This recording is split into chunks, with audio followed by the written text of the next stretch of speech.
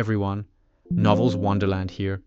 Thank you all for the love and support you've shown me and the channel. Simultaneous Transmigration, The Fate Traveler begins from Lord of the Mysteries, Chapter 67 to 87, Win-Win, you really can see it, huh? So you were just guessing the whole time. While Moraine retreated, Aoi To-Do clapped his hands, swapped positions with the dust behind him, and launched a kick. This time, Moraine neither dodged nor parried, letting the attack pass right through his body. Using the same move once is enough. A Saint Seiya won't fall for the same move twice, Moraine said with a smile. His eyes shimmered with golden light. He hadn't been prepared before, but even if To-Do could imagine the complete movement, the wind stirred by his actions, and the cursed energy deployed, it was ultimately impossible to escape Moraine's Eye of Mysteries. He was a mystery prior, after all. I know, Aoi To-Do nodded. He lowered his center of gravity, extended his hands, and assumed an attacking stance similar to sumo. Moraine once again struck the opening pose of the water stream rock-smashing fist. Both sides exerted force simultaneously, and their fists collided. The initial brawl continued once more. But this time, Aoi To-Do looked different in Moraine's eyes. The punches he threw were always accompanied by afterimages. Sometimes the afterimage overlapped with the fist, sometimes it scattered around the fist, and sometimes it was half a second faster or slower than his fist. This was something To-Do had imagined to distract Moraine. And the thoughts in Aoi To-Do's mind became fewer and fewer. He had almost completely surrendered his attacks to instinct, using his remaining thoughts to analyze Moraine himself rather than the battle. After all, his fight with Moraine was intended for scouting, not for defeating him. In other words, he had almost already won. After completely surrendering everything to instinct, Aoi To-Do felt his adrenaline surging rapidly. He felt a joy he hadn't experienced in a long time. The last time he had this feeling was when he was sparring with the special-grade sorcerer, Yuta Okatsu. After a clash of fists, both sides retreated half a step. But this time, Aoi To-Do was not in a hurry to attack. Come at me with everything you've got. A somewhat ferocious smile appeared on Aoi To-Do's face. He raised his hand and tore off his shirt and jacket, revealing the bulging muscles beneath. Moraine saw it, that long-standing yearning, and the burning gaze that was directly proportional to that yearning. And the scattered wish power on Aoi To-Do's body. He wanted to fight. He wanted to fight without holding anything back. Moraine's nostrils flared slightly as he took a breath. Moraine chuckled and shifted his mask to cover his face. He withdrew from the water stream rock-smashing fist stance, ended all his curse techniques, and assumed a basic boxer's stance. Only this once, okay. The two fists crossed, neither dodging nor parrying, landing respectively on Moraine's mask and Aoi To-Do's face. The elbow technique Kaisen, where every punch landed on flesh, began. A cigarette was lit. The two onlookers and the panda watched the scene intently. That's curse technique reversal, isn't it? Shoko Yeri, who had just lit another cigarette, watched Moraine and Aoi To-Do trading elbow strikes and made her judgment. She sensed the cursed energy of the reverse curse technique. She was a talent who possessed the reverse curse technique herself and had even seen Satoru Gojo, who could perform curse technique reversal with her own eyes. After seeing Moraine's sudden shoulder throw against thin air and Aoi To-Do's reaction, she quickly understood what had happened. Truly remarkable, Masamichi Yaga nodded slightly. He had not mastered the reverse curse technique, but as Satoru Gojo's teacher, he had at least that much insight. 1 minute, 3 minutes, 5 minutes. 10 minutes passed, and Aoi To-Do ultimately could not outlast Moraine, who possessed nearly infinite mana regeneration. As the final punch landed, Aoi To-Do's body fell backward, hitting the ground with a thud, and the simple domain he had been maintaining collapsed with a roar. In the less than 10 minutes that had just passed, his face had been struck hundreds of times. But at this moment, not a single wound could be seen. During his attacks, Moraine had casually used the reverse curse technique to heal Aoi To-Do's swollen face. Fists with iodine, disinfecting while striking. He lay on the ground, looking at the ceiling, while Moraine stood before him. "I won," he made a V sign. Aoi Tadu turned his head, spat out a mouthful of blood he had been holding in his mouth, and suddenly laughed. "No, I won." He propped himself up to a sitting position. Aoi Tadu looked at Moraine and extended a finger, pointing at him. "I acknowledge you. During that fight, I already learned what kind of person you are. Your joining puts me at ease. So, I won." "Is that so?" Moraine touched his mask. "That seems to be true, too. However, it seems you got carried away and forgot one thing. And that is why you wanted to fight me in the first place." "In this brawl, our winning conditions were different," Moraine said nonchalantly. He had also taken several punches, but his injuries had long since been healed. Aoi Tadu was stunned for a moment upon hearing Moraine's words. What else could the reason be? Suddenly, Aoi Tadu felt as if he had returned to that classroom, sitting in the chair in front of his desk, with Takata-chan standing in front of him, on the podium. "Seriously, are you using her as a bean bun?" Moraine was a bit speechless, but couldn't be bothered to say anything. After all, this was someone else's family business. Takata, who had changed into a professional teacher's outfit, adjusted her heavy black-rimmed glasses and pointed her pointer at the blackboard behind her. "Student Tadu," Takata said, "your goal was to test what kind of person he is. In other words, your winning condition was to see through his character." "That's right," Aoi Tadu nodded. "But he is different," Takata continued. "He has absolutely no concerns in this regard, and he doesn't seem interested in your character either." "Then, what was his winning goal? Or to put it another way, why on earth did he want to fight you?" Teacher Takata raised the question. "Because I ambushed him," Aoi Tadu said subconsciously. Takata slammed her hand on the desk. "You're wrong." She wrote the words "reverse curse technique" and "curse technique reversal" on the blackboard. If we hadn't known about his curse technique reversal at the beginning, it would have been hard to judge what his goal was. But now, since we know, the answer should be obvious, right? She circled the two terms. Aoi Tadu suddenly realized. "So that's it." "That's right," Moraine shifted his mask back to the side of his face. "The new Shadow Style's simple domain has a binding vow that it is only passed down internally. But if it is only used against an enemy, it does not violate the binding vow. And if the enemy's learning ability is just too good, and they learn the opponent's simple domain during the battle, then that's just how it is. After all, if it can't even be used against an enemy, then there's no point in learning this so-called new Shadow Style." He grinned. "Thank you. Every detail of the simple domain was clear enough in your mind. I was deeply inspired. So this match was a win-win." 68 Chapter 68, Opening a Simplified Domain at the Cost of the User's Body Being Torn to Pieces. Chapter 68, Activating a Simple Domain at the Cost of Being Defindoed After Use Shibuya on the Street. Moraine walked down the street, cradling the glintstone rabbit while Lien happily circled around him. After reading the simple domain from Aoi Tadu's memories, Moraine said goodbye to the others and left on his own. He needed to find a place to test it out himself. Being a mystery prior was quite helpful for understanding hidden knowledge. Although this probably didn't count as mysticism, it at least fit the definition of hidden knowledge. He also had to thank the head of the new Shadow Style for monopolizing this knowledge. The right side of Moraine's face split open, and a butterfly grew out. The butterfly's wings reflected faint colors, and there were crisscrossing patterns on them that looked like an eye resting on a book. This was a Kaiusis minion. The Moraine of this world could not create a Chiosi mother bug, but as the Swarm King, he had backups of the genes of all his bug offspring within his body. He couldn't create a mother bug in this world yet, but replicating a few Kaiusis minions was not difficult. After all, what they needed was knowledge, not a beyonder characteristic. At the very least, he had enough knowledge.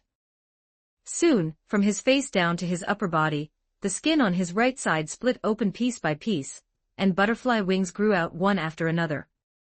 Before long, he had transformed into a monster with a normal left side and butterfly wings growing out of his right side. This was a binding vow. The cost was that the bug offspring could not temporarily leave the Swarm King, in exchange for enhancing the computing power of the Swarm network. A melee scholar was already adept at learning various combat techniques, and could master various fighting styles. Although this wasn't a martial art, Aoi Tadu's memories regarding it had been completely absorbed by Moraine. A mystery prior was skilled at learning, analyzing, and processing various types of information. Provided that they had sufficiently detailed information in their mind, it wasn't difficult to process and understand the relevant material. Every mystery prior had quite a bit of experience in this regard. It was all about practice making perfect. The hidden sage was still too authoritative. To be fair, Aoi Tadu's superbrain was truly absurd. Moraine felt it was far stronger than his own, even as a mystery prior whose mental capacity had been multiplied several times over. It was just a bad habit that he always liked to use his computing power to render small scenes. However, it made sense if one viewed it as a kind of binding vow. Perhaps the cost of being born with a superpowered brain was the inability to use it at 100% capacity. Moraine didn't know, and he didn't care. What he cared about was the subsequent harvest. The moment Moraine made contact with him, a massive amount of memories, knowledge, and understanding regarding the simple domain had been stolen by Moraine. Moraine's telepathy did not have the ability to subjectively select memories, but Aoi Tadu had truly reviewed all the information he possessed in his mind during that moment of combat. Especially the simple domain. Because he had promised Moraine he would use the simple domain, he had been calculating at high intensity during the fight exactly what role the simple domain could play in that scuffle, and which technique of the new shadow style would be best to use where. Aoi Tadu hadn't lied, he truly had made the optimal choice every time during the fight. If it weren't for Moraine's telepathy, Moraine might have really had to resort to some tricks. Moraine suspected that if it were the version of himself that had faced Shigemo Haruta fighting Aoi Tadu, he might not necessarily have been able to beat Aoi Tadu. Even with synchronous propagation, it would probably be difficult. It was hard for Moraine to say how much effect his cursed technique would have on Aoi Tadu. After all, this was a person who could render 3 years of memories in a few seconds under extreme conditions. Moraine highly doubted how long it would take to fill his brain. The swarm network operated at high speed, and Lianyun, sensing the pheromones linked together, curiously leaned in. "Do you want to join in too?" Moraine stroked Lianyun's head, "But I feel like you're a bit slow." In comparison, the glintstone rabbit was quite self-aware. It just widened its red eyes and watched Moraine. Harsh words hurt a butterfly's heart. Lianyun landed dejectedly on Moraine's head, covering it like a hat. "What's the matter with that?" Moraine stroked her furry head repeatedly. "You don't need to be too smart, you just need to be happy." He didn't want Lianyun to connect to the swarm network. After accepting too much information, anyone would gradually become rational and lose their childlike innocence. Compared to a little bit of dispensable computing power, he preferred for Lianyun to have a happy childhood. She was the eldest daughter, after all. Although Lianyun had already metamorphosed into a butterfly, theoretically she was already an adult insect. But Moraine pretended not to think of that. He raised his hand, and a slit opened in his palm. A massive amount of fireflies sprayed out from his palm, converging together to form a long blade made of fireflies. Moraine gripped this firefly long blade, thought for a moment, and activated his curse technique towards the several transfigured humans nearby, drawing their attention. Those were some monsters over 2 meters tall. Their figures were either bloated or lanky, their facial features twisted, their bodies covered in various colors, slowly and leisurely walking or crawling. Moraine could see the wish power emerging from their bodies. "I really want to die." This was a transfigured human modified by Mahito, one of the 4 calamities. Their soul had been tampered with, causing their body to mutate. But Mahito was an extremely vile character. He liked to preserve the original consciousness of the transfigured humans, but did not let them control their bodies, causing them to be unable to even commit suicide. These transfigured humans could only act based on their tampered instincts, and had no way to control their bodies. But this could just happen to be controlled by Moraine. Moraine lowered his center of gravity, crouched on the ground, gripped the hilt with one hand and the scabbard with the other, and held the long blade horizontally in front of him. New Shadow Style, Evening Moon. He had seen this technique in Lienyan's memories. Kuzukabe had used it once. It was capable of quickly unleashing several slashes, and when combined with a domain, it could unleash significant power. For him, having basically digested the melee scholar potion, knowing the general appearance meant he was not far from mastering it. After all, it wasn't a very difficult technique anyway, it was nothing more than a quick draw slash. Simple Domain. The new Shadow Style's Simple Domain had a point that was relatively friendly to beginners. That was that it could be easily used by those who were not so skilled through the method of concluding a binding vow. For example, Kasumi Miwa could enable herself to deploy a simple domain with the binding vow of feet not leaving the ground. Only a few people like Kuzukabe could do it without any cost. The greater the cost, the easier it was to use a simple domain. Concluding a binding vow, activate simple domain at the cost of the body, skin, bones, and internal organs all being defindoed after use. This was a suicidal binding vow that could lower the activation conditions of the simple domain to the minimum. Even the newest of newcomers had a chance to successfully activate it. A circle of cursed energy expanded from beneath his feet, enveloping all the transfigured humans. He drew his blade. The next second, Moraine appeared behind the transfigured humans, and on their necks, a diagonal line appeared on each of them. As expected, I'm still more used to using my fists. It's not that I can't use a blade, but I'm just not used to it. Moraine sheathed his blade, letting the entire sword turn back into the swarm, which surged into his body, and he turned around, smiling at the transfigured humans behind him. At the same time, Moraine's body also split open, becoming defindoed. But quickly, he rapidly turned into the swarm again, letting himself fuse back together. Chapter 69 Mojito. Shibuya, underground, subway station. Dense swarms of transfigured humans were gathered here, each with their own grotesque and repulsive appearance. They surrounded two humans in their midst. They were Kento Nanami and Zenin Naobito. Kento Nanami's suit jacket was covered in dried blood clots, so he had discarded it, leaving only a blue shirt. Zenin Naobito was more direct. He had long since torn off his top and was bare-chested. The sounds of blood spraying and flesh being pulverized echoed continuously among the crowd of transfigured humans. Kento Nanami, wielding his dull blade, and Zenin Naobito, holding the special-grade cursed tool Playful Cloud, cut through the encirclement, sending flesh flying everywhere.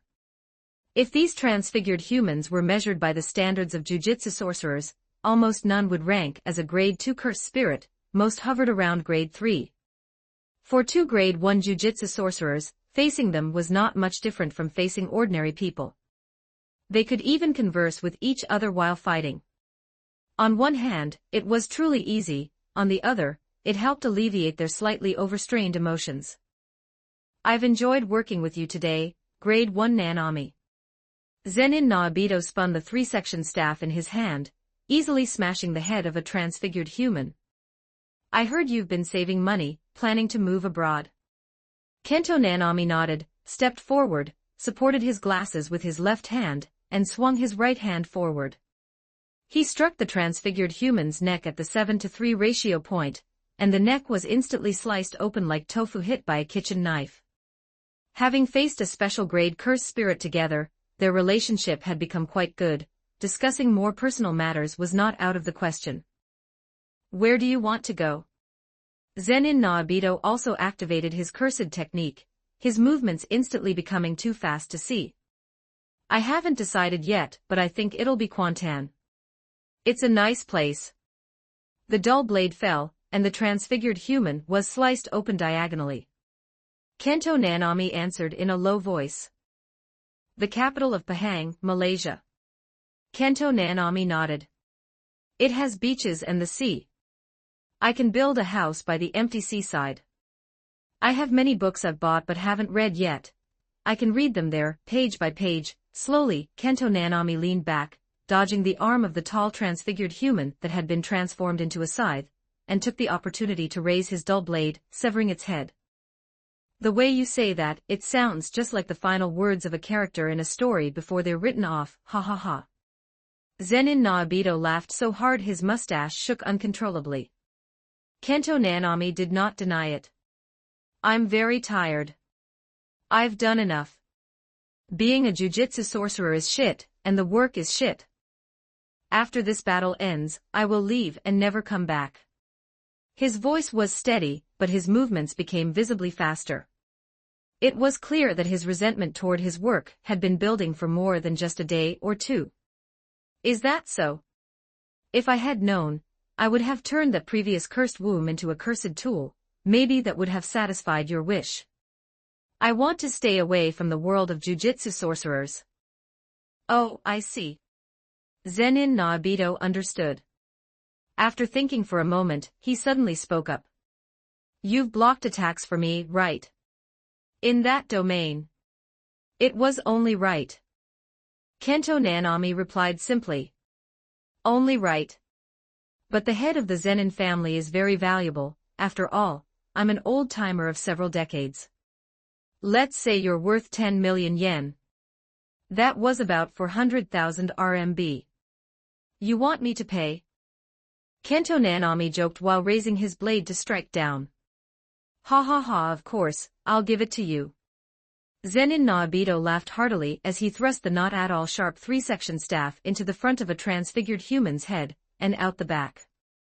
Soon, the transfigured humans on the platform were cleared out, and neither of them was much affected, other than having some blood on them. Do you still have enough cursed energy? Zenin Naobito held the two ends of the three-section staff with both hands, looking at Kento Nanami. He could feel that Kento Nanami's cursed energy output had noticeably dropped. The consumption is quite high. Kento Nanami glanced at his watch. But it will recover soon, it won't take long. I started working around 15:20 today, and it is now 23:17. I usually don't work more than 8 hours. I see, is it a binding vow related to time? Zenin Naobito nodded. Yes, I suppress my cursed energy during working hours to 70% of normal levels in exchange for a 120% burst of cursed energy during overtime. Reveal curse technique. In exchange, overtime arrives 3 minutes early. Blue cursed energy instantly clung to Kento Nanami's body, and the cursed energy he had depleted by more than half immediately recovered to almost its peak. Along with it, his stamina also recovered to a certain extent. He put away his dull blade, tore off the tie from his chest, and wrapped it around his fist. Let's continue. Kento Nanami nodded at Zenin Naobito, indicating he was fine. Zenin Naobito shouldered one end of Playful Cloud. Just then. Yo, long time no see, 7:3 sorcerer. A voice came from around the corner of the subway platform. Kento Nanami and Zenin Naobito both turned their gazes toward it. A man was standing there with long blue hair and stitch marks all over his face. He looked quite handsome and was smiling constantly, giving the impression of an easygoing big brother next door. But in essence, he was a guy with an extremely malicious personality. The special grade calamity curse spirit Mahito, a cursed spirit born from humans' fear and malice toward other humans. Mahito glanced in the direction the two had come from. That direction, I remember Dagon is there. How about it, didn't you run into him? At this moment, Zenin Naobito suddenly interrupted, answering Mahito's question. Are you talking about that red octopus? Mahito seemed to think of something, and the smile on his face faded slightly. You escaped from him. Zenin Naobito's mustache twitched as he raised one end of Playful Cloud. When his head was blown apart by me, he cried so miserably. What a pity, when he was just a cursed womb that had hatched less than a day ago. When he died, he called out a name, Hanami. Is she your mother? I heard she was killed by Gojo Satoru. Is that so? Mahito closed his eyes, opened them again, and the smile on his face deepened. As he finished speaking, Mahito flicked his finger, and something resembling a nut with a human face on it was flicked toward Zenin no Abito and Kento Nanami. 70 Chapter 70 A Grand Chorus of Myriad Insects Chapter 70 The Chorus of 1,000 Swarms the Streets and Alleys of Shibuya. Something resembling a nut with a human face on it plummeted from the sky, falling toward Moraine below. This nut expanded in midair, transforming into a fleshy net made of strips of meat, covered in sharp spikes. Moraine looked up, watching the net cover the sky as it descended upon him. He didn't dodge or weave, wearing an expression of someone frozen in terror. Transfigured humans. Moraine cast a puzzled gaze at the fleshy net falling from the sky. He remembered that Mahito should be at the subway station right now, so this must be a clone. However, a clone has no way to use transfigured humans. Mahito's curse technique is called idle transfiguration, and its effect is to manipulate the souls of others through touch. For Mahito, the soul precedes the body, changes to the soul cause the body to change as well. Therefore, Mahito can use this method to alter a person's appearance, material, and characteristics by changing the shape and nature of their soul. He can also use similar methods to change his own soul, thereby changing his own body. He can also create clones by splitting his own soul. However, his clones are unable to use transfigured humans, they can only use idle transfiguration on themselves. So, is this actually him splitting his own limbs? But one cannot rule out the possibility that the real body is right in front of him, but what of it? He only needs to enter the synchronization space once to refresh his status, and he might even gain a brand new combat form because of it. Just like how One Punch Man Morian brought the ability of controllable monsterization to all Moraines, or how Elden Ring Moraine, after becoming crystallized, gave all Moraines the ability to autonomously crystallize their bodies. The negative effects of this active interference with the form of Moraine's existence would either be directly erased after Moraine synchronizes, or it would roll a new form for Moraine. Mahito was completely countered by Moraine. In the flash of a thought, the fleshy net descended. Soon, the fleshy net landed on the ground, kicking up a cloud of dust. Captured so easily.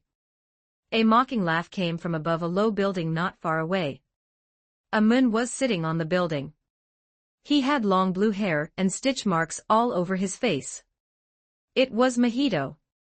It was Mahito, who should have been fighting Kento Nanami and Zenin no Abito. But soon, the dust settled, and the net was empty, leaving only a few pieces of clothing behind. Mahito raised an eyebrow. He clearly hadn't felt any cursed energy coming from the person below just now, and he had clearly seen, with his own eyes, that the person was firmly trapped by the fleshy net. How could he disappear in the blink of an eye? A dense swarm of mosquitoes, aided by the cover of night, arrived behind Mahito, forming a hand that poked at the back of his head. Mahito's eyes widened, and he quickly sensed the threat of death. He would die. A moment's hesitation would mean death. He somersaulted forward almost instinctively, flipping off the building, landing on the ground, and rolling forward once before standing up again. He turned his head sharply to look at the spot where he had originally been sitting. A dense cluster of mosquitoes had gathered there, but they had no cursed energy and were too small, hidden in the darkness. Without prior preparation, they were completely invisible. Floating amidst the swarm was a hand. Soon, the swarm began to gather behind the wrist, gradually assembling into a complete human shape. Don't you know that summer mosquitoes can dissolve into the air?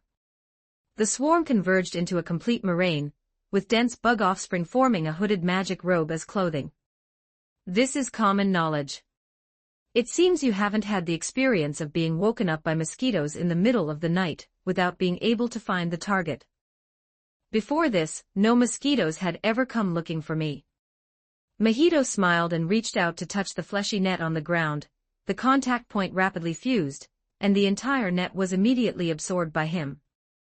By the way, are you really not on our side? Like a bug-cursed spirit or something? Haha, Moraine raised his hand to pull down the hood on his head. How much do you look down on me? At the very least, I should be a life-cursed spirit. Is that so? Mahito smiled as he looked at Moraine. Then, Mr. Life Curse Spirit. What was that just now? Can you tell me? He asked straightforwardly. Disclosing your curse technique can make your ability effect better, right? He had seen this kind of binding vow before. Ha ha ha, that's right. Moraine laughed. Mahito also laughed. The two laughs echoed in the alley for several seconds. After laughing for a while, Moraine suddenly wiped the smile off his face, turning into an expression of speechlessness. Do you think I'm an idiot? If I tell you about an instant death effect, how much more can it be improved?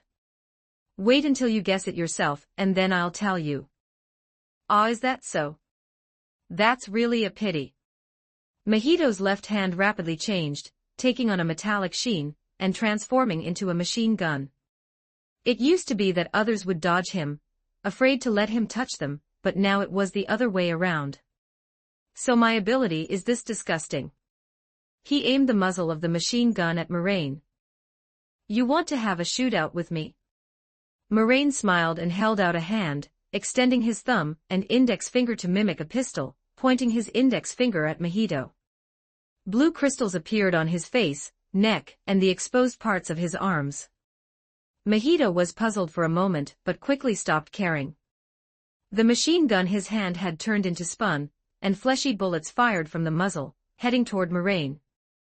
Moraine chanted something silently, and his fingertips immediately lit up with a blue light. One by one, dense specks of light also lit up around him. Blue pebbles appeared one after another, like rain, flying densely toward the Mahito below at the speed of a machine gun. Glintstone Pebble. Multicast version. Multicasting is a magic technique that even Elden Ring Moraine's teacher Thops, doesn't know. But that doesn't matter. Moraine has many mouths and even more mana. On his body, that magic robe made of bugs emitted a dense humming sound. But if there were a mage from the Raya Lucaria Academy of the Elden Ring world here, and they listened carefully, they would discover that every single one of these bugs was chanting a spell. And the robe on Moraine's body was composed of over 8 digits worth of bug offspring. Secret Arts, Chorus of 1,000 Swarms. Actually, it's just purely a large quantity. The dense glintstone pebbles the glintstone rain rained down on Mahito, easily blasting apart the fleshy bullets he had fired, and continued toward him without losing momentum, instantly riddling him with holes. Mahito panicked for a moment, then instantly became joyful. Your instant death ability also requires touch to take effect. Mahito can hide his health bar behind his mana bar by solidifying his soul, thereby ignoring all external attacks. If the soul cannot be attacked, then no matter what the attack is, it will only consume his cursed energy and cannot cause him effective damage. He will not die until his cursed energy is exhausted.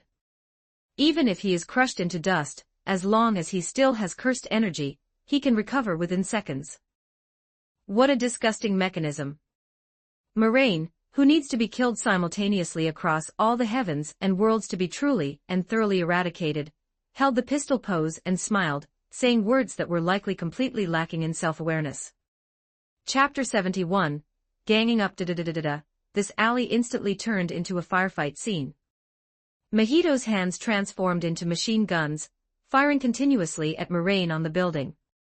Moraine used the wall as cover, fighting back with glintstone sorcery.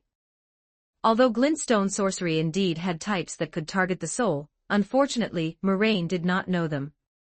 This meant Mahito could stand under Moraine's rain of glintstone sorcery and trade fire, recovering instantly even when riddled with holes. Meanwhile, Moraine leaped repeatedly across the high-rise buildings, dodging Mahito's attacks. This time, Mahito had grown smarter. He would absolutely not let any insects get close to him. But just as the two were locked in a war of attrition, an accident occurred. Resonance. A female voice rang out. Mahito, who was in the middle of the firefight, suddenly widened his eyes. His chest burst open, and several meter-long spikes exploded out from within. You've arrived. Moraine looked toward the spot where he had originally been standing. The bullets that had been scattered all over the ground there were all made from Mahito's own flesh. At this moment, a person was standing there. It was a chestnut-haired girl in a black uniform. She completely lacked the gentleness a girl should have, appearing cool and handsome instead. She held a hammer in one hand and a nail in the other, crouching behind cover, collecting the bullets Mahito had fired into a cloth bag, and then placed a straw doll on top of the bag. At that moment, a nail was stuck right into the chest of that straw doll. Nobara Kujisaki. A grade 1 Jiu-Jitsu sorcerer. Her cursed technique was straw doll technique. Its effect was easy to understand, similar to a voodoo doll. As long as she obtained a part of the enemy's body, she could activate her cursed technique remotely, overlap the obtained body part onto the straw doll, and then inflict damage remotely by attacking the doll. Among these, the more important the body part obtained, the stronger the damage of the straw doll technique. And this Mahito had fired off too many body parts during the previous gunfight. Moraine had noticed it long ago, but not only did he not speak up, he even actively helped her by providing cover fire twice. He had been waiting for Nobara Kujisaki. In the original timeline, it was she who had circled around Mahito here. The parts Mahito used as bullets were not important body parts. They could probably only be considered things like dead skin, so even using the straw doll technique wouldn't cause much damage, serving more as a hard crowd control. I heard everything you two just said. I'll control him, you go use your finishing move. Nobara Kujisaki said to Moraine. But just as she prepared to drive in the second nail, the bullets made of Mahito's flesh suddenly expanded. The flesh exploded and solidified blood needles shot out from the meat. Nobara Kujisaki immediately raised her hands to block in front of her and retreated rapidly. But she was still scratched on parts of her body. After those blood needles exploded, they quickly evaporated in the air, leaving no chance for Nobara Kujisaki to continue using her cursed technique. She clicked her tongue. 2 against 1, that's not fair. Accompanied by a sound of breaking through the air, Mahito flew up out of thin air. I didn't expect to encounter my natural enemies here, he looked at Nobara Kujisaki. Any jujitsu sorcerers capable of inflicting damage on the soul were his natural enemies. He hadn't expected to meet 2 of them in a place like this. Mahito's hands turned into wings, carrying him into the sky, looking down at Moraine below. We were having so much fun fighting, but you went and found reinforcements. I'm not playing with you anymore. He laughed and flapped his wings, flying higher into the sky. Did I do more harm than good? Nobara Kujisaki looked at Moraine. No, not at all. Moraine smiled, and suddenly his whole body dispersed, turning into the swarm, and gave chase. He had known long ago that Nobara Kujisaki couldn't kill Mahito, and he also knew that with Mahito's personality, once he discovered the straw doll technique that could inflict damage on the soul, he would definitely run away. But this was exactly what he wanted. Soon, in the sky, Moraine caught up to the flying Mahito. The swarm gathered, forming Moraine, and a pair of dense wings made of the swarm gathered behind his back. Noticing Moraine catching up, Mahito turned his head and smiled, growing 2 arms from his flanks, transforming himself into a 2-winged, 4-armed monster. His mutation did not stop. Soon, a steel blade grew out of each of his palms, then broke off from the center, detached from his body, and was gripped by his hands. Looks like the second round is an aerial battle.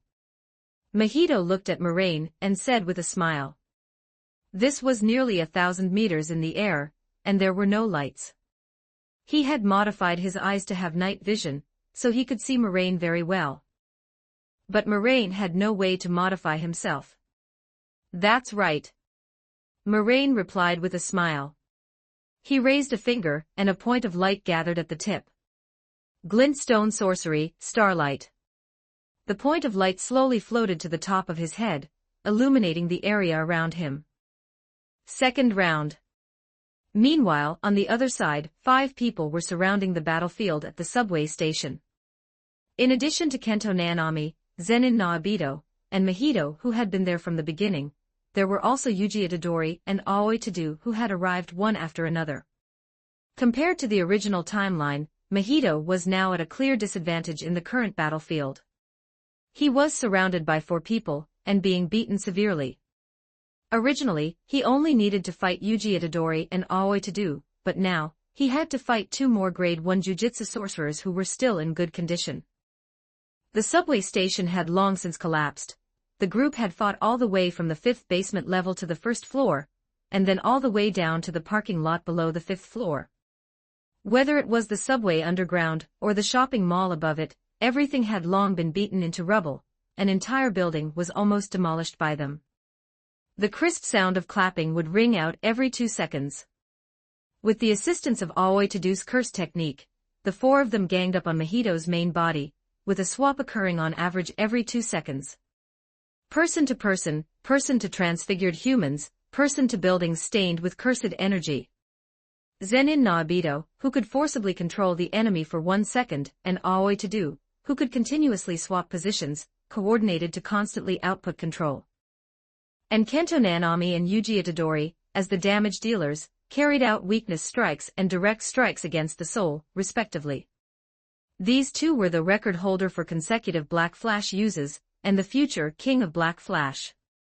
Among them, Yuji Itadori was the most important, because only he could attack the soul, and inflict damage on Mahito.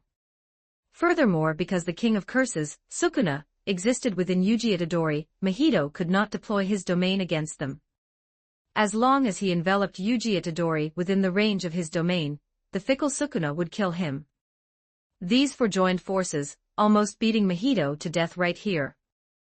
1 slash followed by 1 punch, Kento Nanami and Yuji Itadori's storm-like attacks landed on Mahito's body, causing Mahito's flesh to splatter, and his eyes to roll back. But just at this moment, he suddenly curled his lips in a strange way. 72 Chapter 72 Virtual Forms Chapter 72 Virtual Technique Chapter 72 Virtual Technique. Watching this scene, Kento Nanami suddenly felt a sense of unease. Zenin Naobito turned into a blur, arriving behind Mahito. He raised his hand and pressed his palm against Mahito's back. Although he didn't know what Mahito wanted to do, he knew he had to stop him. A 1-second freeze occurred, but Mahito seemed unaffected. Mahito severed his own head from his neck, letting it fall and roll on the ground, bypassing the freezing effect of the projection sorcery. The head landed mouth up, and several shriveled, dried fruits, with human faces appeared in its mouth. These were the transfigured humans he had collected. Multi-soul, body repel.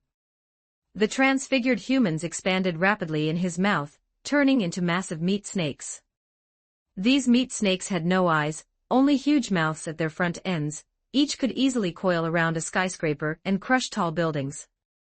The ground was violently upturned as one massive meat snake after another burst from underground, carrying the 4 jujitsu sorcerers up into the sky. Kento Nanami threw 4 stones into an empty space not far away. 4 quick claps rang out. Aoi Tadu followed immediately, swapping the 4 of them to a safe zone. The 4 of them didn't stray too far. Primarily, they could not stray far from Yuji Itadori. Otherwise, anyone could easily be dragged into Mahito's domain and finished off, turned into a transfigured human. If Mahito were to acquire a transfigured human at the level of a Grade 1 Jujutsu sorcerer, the current advantage could be instantly reversed. Just then, a speck of light streaked over their heads. That was another Mahito. The Mahito clone was carrying Moraine, quickly sweeping across the sky. What's that? The 4 of them didn't see clearly, only noticing 2 small objects streaking across the sky, appearing to be people. Soon, the 2 fell from the sky, plummeting toward the area below where multiple massive meat snakes were coiled. The Mahito clone dove at high speed, with Moraine following closely behind. Soon, Mahito slammed into the ground, rolled, and stood up. Before he could steady himself, a hand grabbed his wrist. "Aha, caught you." Moraine's voice rang in the Mahito clone's ear. Moraine reached out and grabbed his extended right arm. "Aren't you always curious about what that ability that threatened you before was?" Moraine's words appeared in Mahito's mind. Mahito suddenly felt a surge of positive energy enter his arm. Reverse curse technique. What is this? It's just reverse cursed technique after all. And here I was so worried. The mojito clone laughed out loud. He had tricked Moraine into coming over, thinking that his clone would trade its life for Moraine's, but now it seemed that even the clone wouldn't die. Feeling the positive energy entering his body along his arm, the mojito clone decisively severed his own arm and jumped back. Although positive energy was a lethal attack for a cursed spirit, it had to detonate from within to be effective. He laughed mockingly. You don't think you're invincible just because you have reverse cursed technique, do you? Even Maharaga's sword of extermination only takes effect if it cuts the target. But Moraine just stood there, holding up one finger. My curse technique has already marked you. For the next 5 seconds, you have nowhere to run. Then he aimed at Mojito, clasped his hands together, and made a gesture. The mojito clone grinned. Is that so? But in the next second, 2 voices rang simultaneously in the mojito clone's mind. Curse technique lapse, message of the heart. Curse technique reversal, telepathy. The mojito clone was stunned for a moment, then his expression suddenly changed. He charged toward Moraine, his still intact left hand turning into a sharp blade, thrusting toward Moraine's face in an attempt to interrupt the incantation. But it was too late. The final part of the voice had already flashed through the mojito clone's mind. Door of the heart, avidya, Mount Sumru in a mustard seed, a dream of rotten axe handles. Virtual technique, a brief moment of great falling yellow millet. The sharp blade that the mojito clone's left hand had turned into stopped in front of Moraine, just an inch away. But he stopped. Everything stopped. Virtual technique, a brief moment of great falling yellow millet. This was a cursed technique Moraine had never used on any living being. To activate it, one must achieve touch, marking, hand seals, incantations, and chanting the name within 5 seconds without being interrupted. The effect would activate after the process was completed.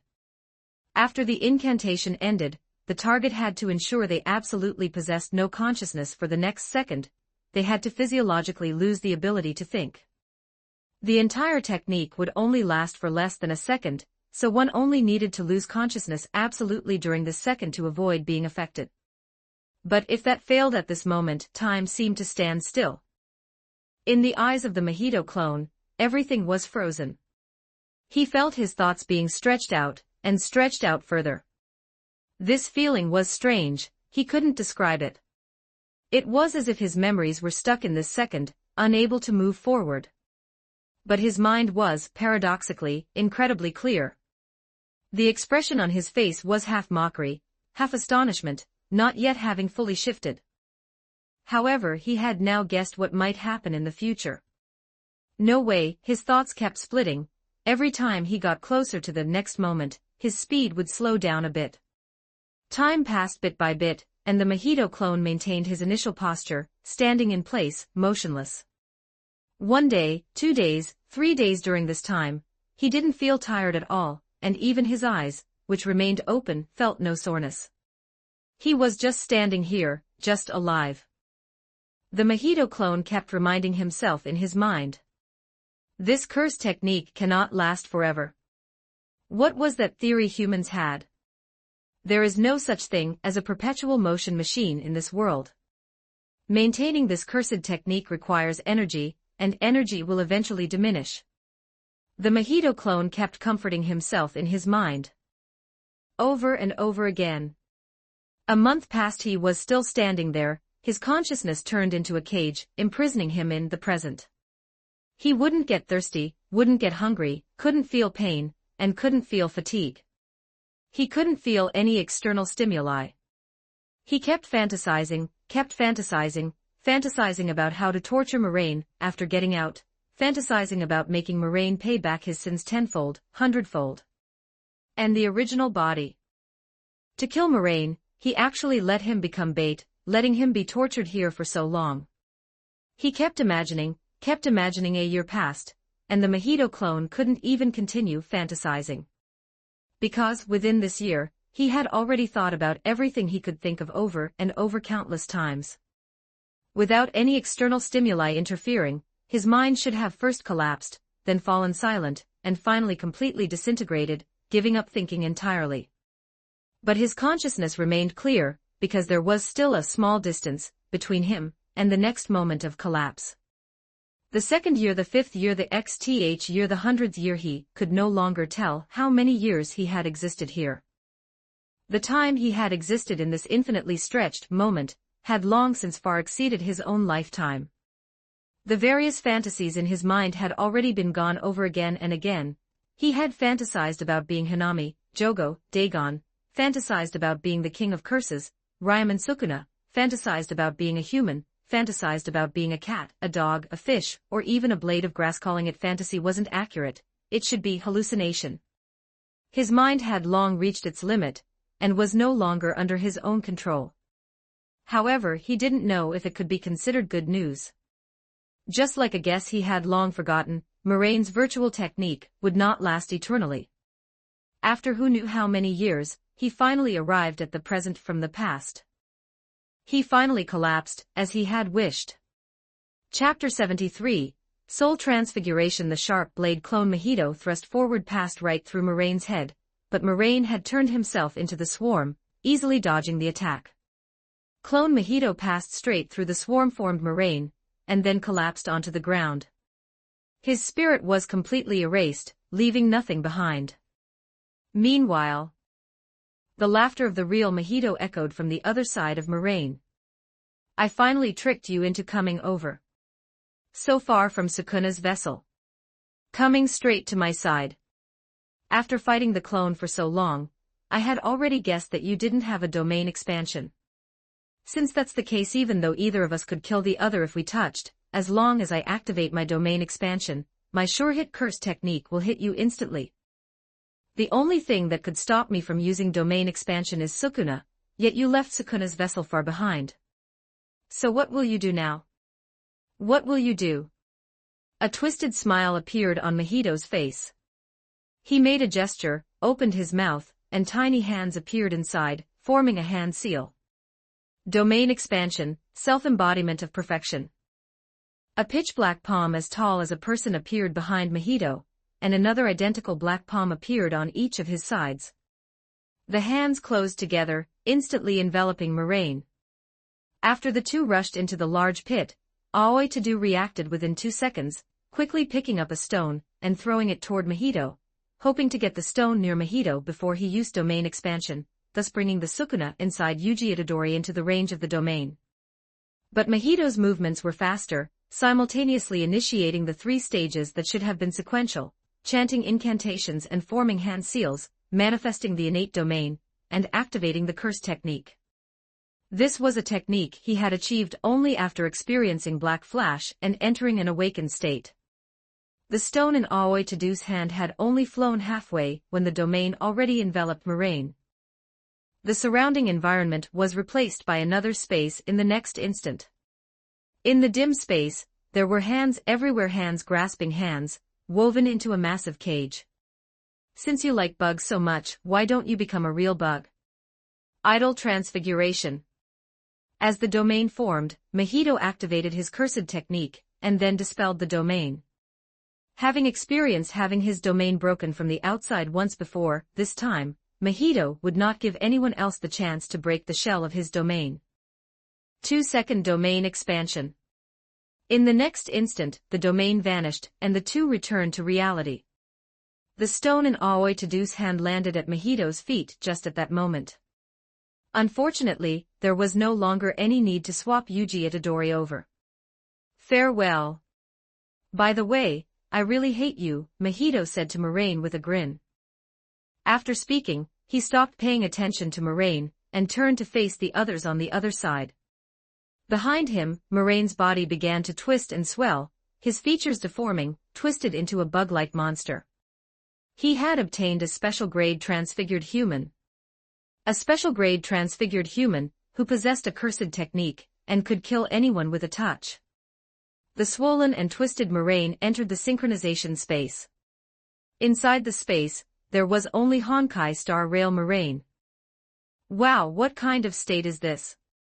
Honkai Star Rail Moraine stepped forward, gave him a disgusted pat, and quickly completed the synchronization. Though, looking at it, it was more like an overwrite. After synchronization, Moraine's body rapidly shrank, returning to its original state. Tisk, where are your clothes? Honkai Star Rail Moraine clicked his tongue. I probably burst them when I transformed, Moraine said, looking down. Are there only the two of us? The Elden Ring one just left, Honkai Star Rail Moraine answered. Alright then, that's a pity, Jujutsu Kaisen Morian shrugged. Honkai Star Rail Moraine reached out and pinched his shoulder. Not bad, you tricked him into using idle transfiguration, Honkai Star Rail Moraine teased with a laugh. Yeah haha, he's so stupid, Jujutsu Kaisen Morian mocked mercilessly. If I didn't have a trump card, how could I possibly do something like that? The soul was changed, but it could be restored with a synchronization. And the changed soul wouldn't just disappear, but would enter the Moraine's skill bar. It became a form that could be controlled freely, just like monsterization. And just like how the crystallization from Elden Ring became a hardening skill that could appear on any part of Moraine after being synchronized, this new form was the same. Although the Moraines couldn't control its specific shape at will, the fusion of 20% monster and 80% humanoid, combined with 5 times the synchronized charm, resulted in a form that definitely looked quite good. It could fight, and it was pleasing to the eye. I can't wait to go back and try it out. Jujutsu Kaisen Morian opened his hands, and then clenched them into fists. Alright, then I won't keep you for a meal. Honkai Star Rail Moraine patted Jujutsu Kaisen Morian's shoulder.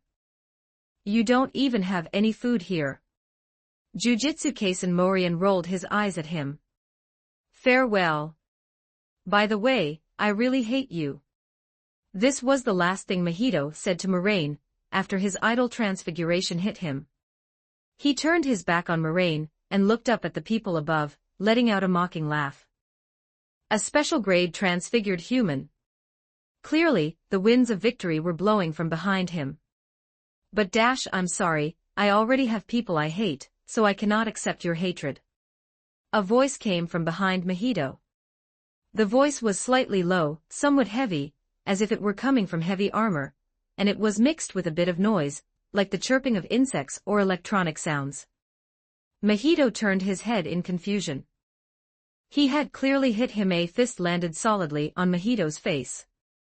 Water stream rock smashing fist. But there was no water stream, only rock smashing. It seemed the winds of victory were the wind from the punch.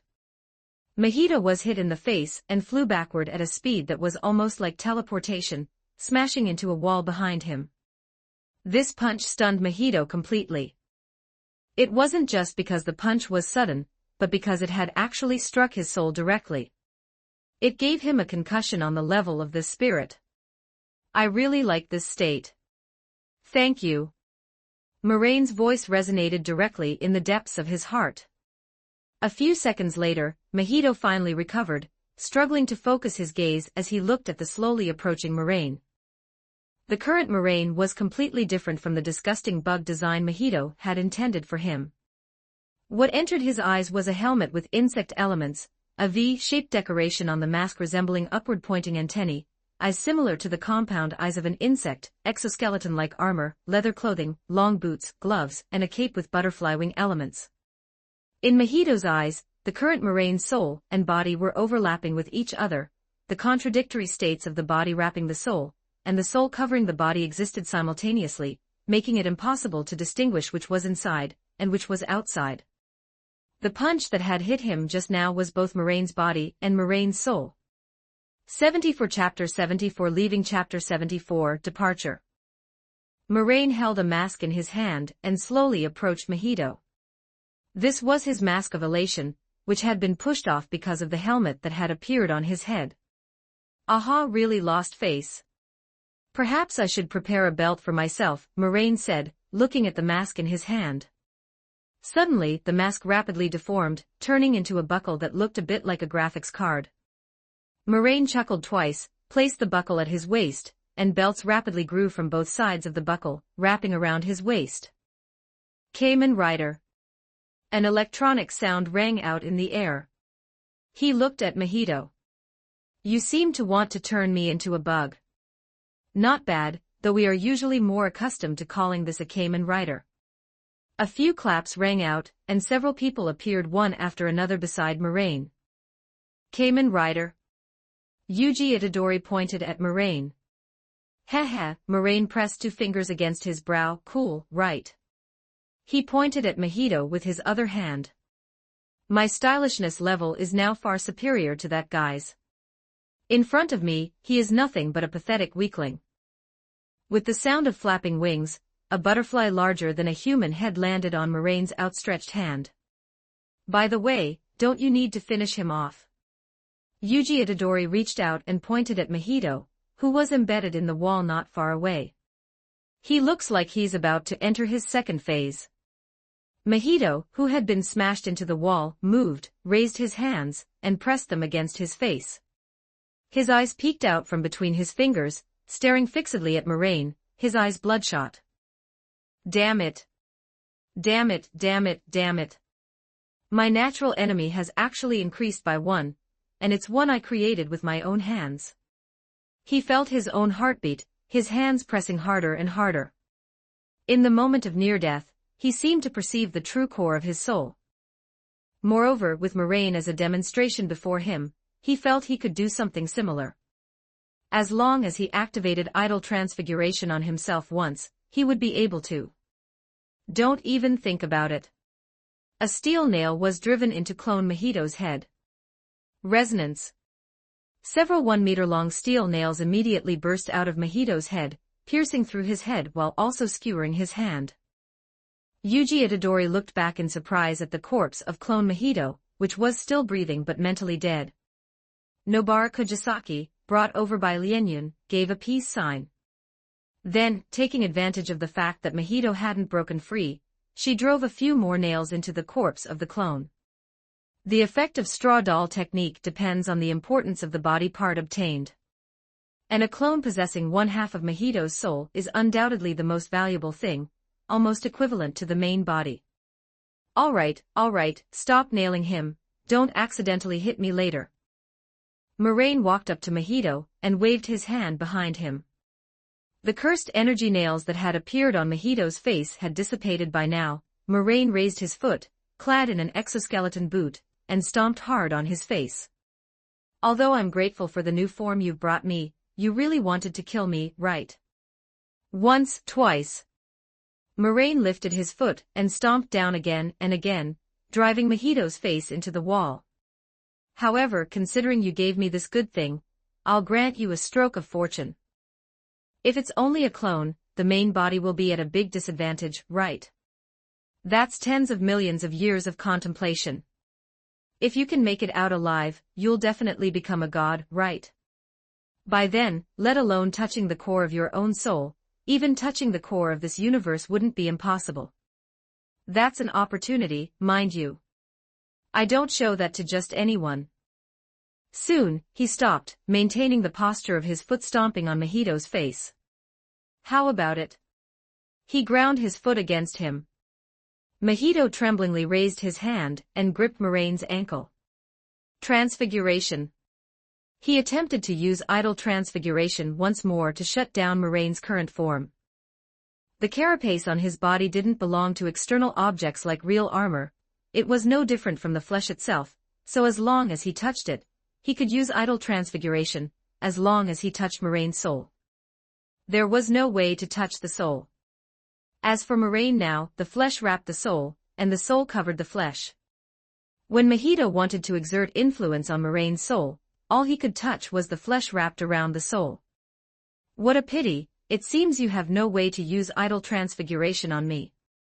Moraine tilted his head, ignited his leg with reverse curse technique, and kicked him in the stomach, sending him spinning away, rolling several times on the ground, with blood spraying everywhere.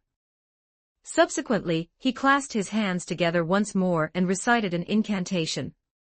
After finishing all this, he withdrew his attention and focused it more on his belt. Come to think of it, perhaps I should establish a binding vow. From now on, I must install the belt to transform, otherwise I won't be able to transform. This probably won't provide much of a boost. However, how much of a boost it provides is hard to say and isn't important. What's important is that it's really cool. What do you think? Moraine said to himself. You probably can't answer any more. He shrugged.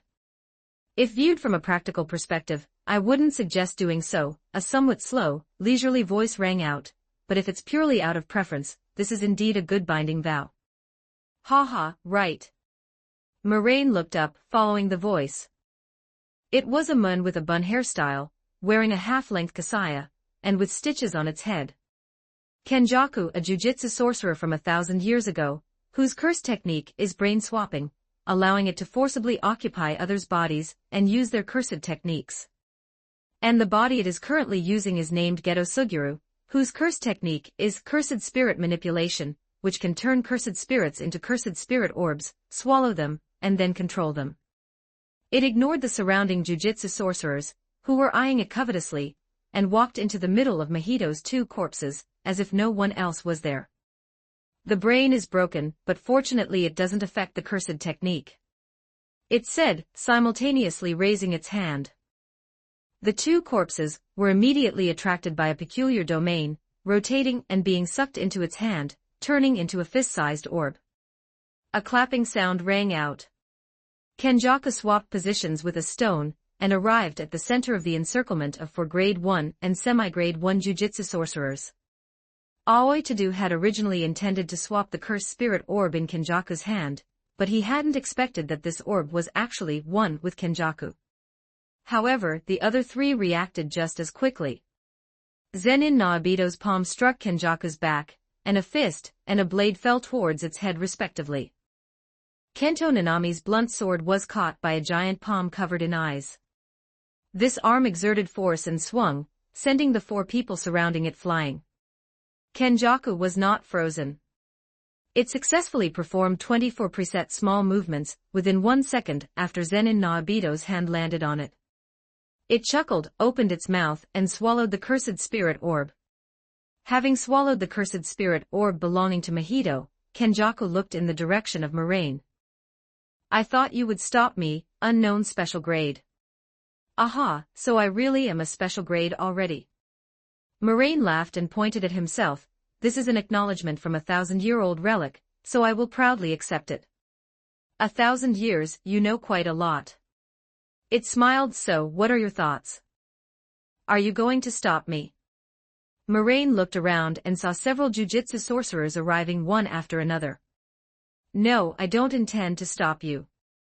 Moraine raised one hand. I am very much looking forward to it. I see, Kenjaku revealed a knowing smile, you really do know a lot. Perhaps we might even be of the same kind. Moraine shook his head, not just anyone can be my son. Lianyan grabbed Moraine's hand, pulled him, flew into the sky, and left this place. Chapter 75, Synchronization Space Upgrade inside the Synchronization Space. Watching Jujutsu Kaisen Morian go back to fish bombing, Honkai Star Rail Moraine withdrew his gaze. He placed his hands on his hips, looking at the empty space before him, and always felt something was missing.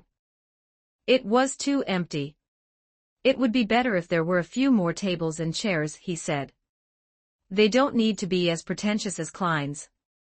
After all, we are all the same person, so there's no need to show off, but it would be nice to have them. Always lying or sitting on the floor just isn't right. Once Lord of Mysteries Morian becomes a demigod, they should be able to control information to directly create items, Honkai Star Rail Moraine thought. While he was thinking, suddenly, something appeared in the space.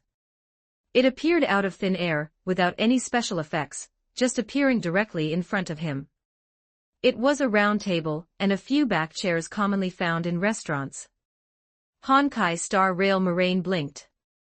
Looking at the suddenly appeared table and chairs, he seemed to have discovered a new world. What is this? He walked up, tapped on the table, and it made a caw sound. He also tried sitting on the chair. The chair was soft, and the texture was about what he had imagined. Wow, he exclaimed, how did this new function suddenly appear? It shouldn't have existed before. He sat on the chair, looking at the table in front of him, and tentatively offered a new idea. although I said there's no need to be as exaggerated as Klein's, isn't this a bit too simple? But this time, the space did not react. Ugh, no reaction. Honkai Star Rail Moraine tapped the chair. So, what was the difference between that failed attempt just now and imagining chairs here before? Honkai Star Rail Moraine began to recall.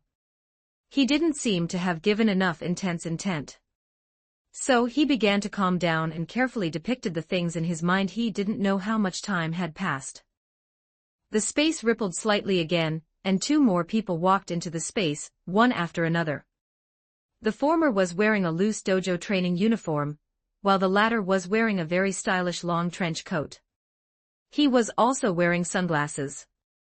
Isn't it summer there? One Punch Man Morian asked the Lord of Mysteries Morian behind him curiously.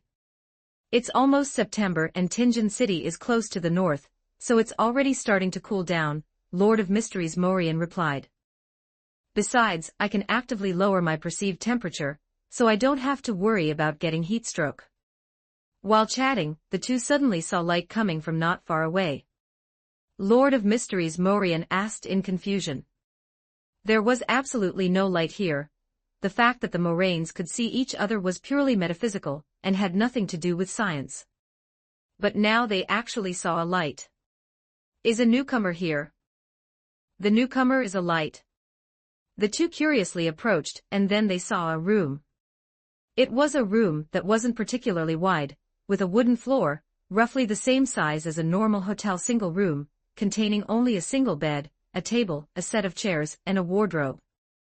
The room had no walls, saying it was quite spacious, only referred to the carpeted area being considered the interior of the room. If the scope wasn't defined like that, the room would be as boundless as the entire space itself. This was Moraine's own room before he transmigrated. Honkai Star Rail Moraine, lying on the bed, immediately flipped over and sat up, starting to show off his new discovery to the other versions of himself. The space has upgraded, it seems it can create some things from reality. He reached out his hand. However, I just tried it, and the things that appear can only exist in this space. There's no way to take them to other worlds, and it's impossible to create living things. One Punch Man Morian and Lord of Mysteries Morian successively synchronized with Honkai Star Rail Moraine. It's real, One Punch Man Morian reached out and grabbed, immediately catching a suitcase. That was the space-folding suitcase that Honkai Star Rail Moraine had obtained from the planet attacked by the swarm. He opened it to take a look. It actually has a space-folding effect. Meanwhile, Lord of Mysteries Morian walked to the table and tried pointing forward. In an instant, several things appeared on the table. It was an antler, an eyeball, a bottle of blood, a few feathers, a pair of eyes, and a few sheets of paper. This was the potion formula for a Sequence 7 wizard. Main ingredients: antler of a deer-headed beastman, eyeball of the grandmother gray bird. Auxiliary ingredients: 100 milliliters of deer-headed beastman blood, 9 feathers of the grandmother gray bird, 1 pair of eyes of the deceased, 1 copy of a predecessor wizard's notes. Lord of Mysteries Morian had seen the real items or illustrations of these. As for the predecessor wizard's notes, Lord of Mysteries Morian used Teacher Thops's manuscript. What do you want to do? One Punch Man Morian asked curiously. I'm wondering if things with special effects can also be manifested. Can I drink the potion a few times, dozens of times, or hundreds of times in this space first to boost my adaptability? Although I don't know if there's such a thing as adaptability for potions, but anyway, if I drink it hundreds of times, then it should be easier to accept when I promote later, right? As he spoke, he manifested a large capacity thermos, and threw all the ingredients into it. It failed.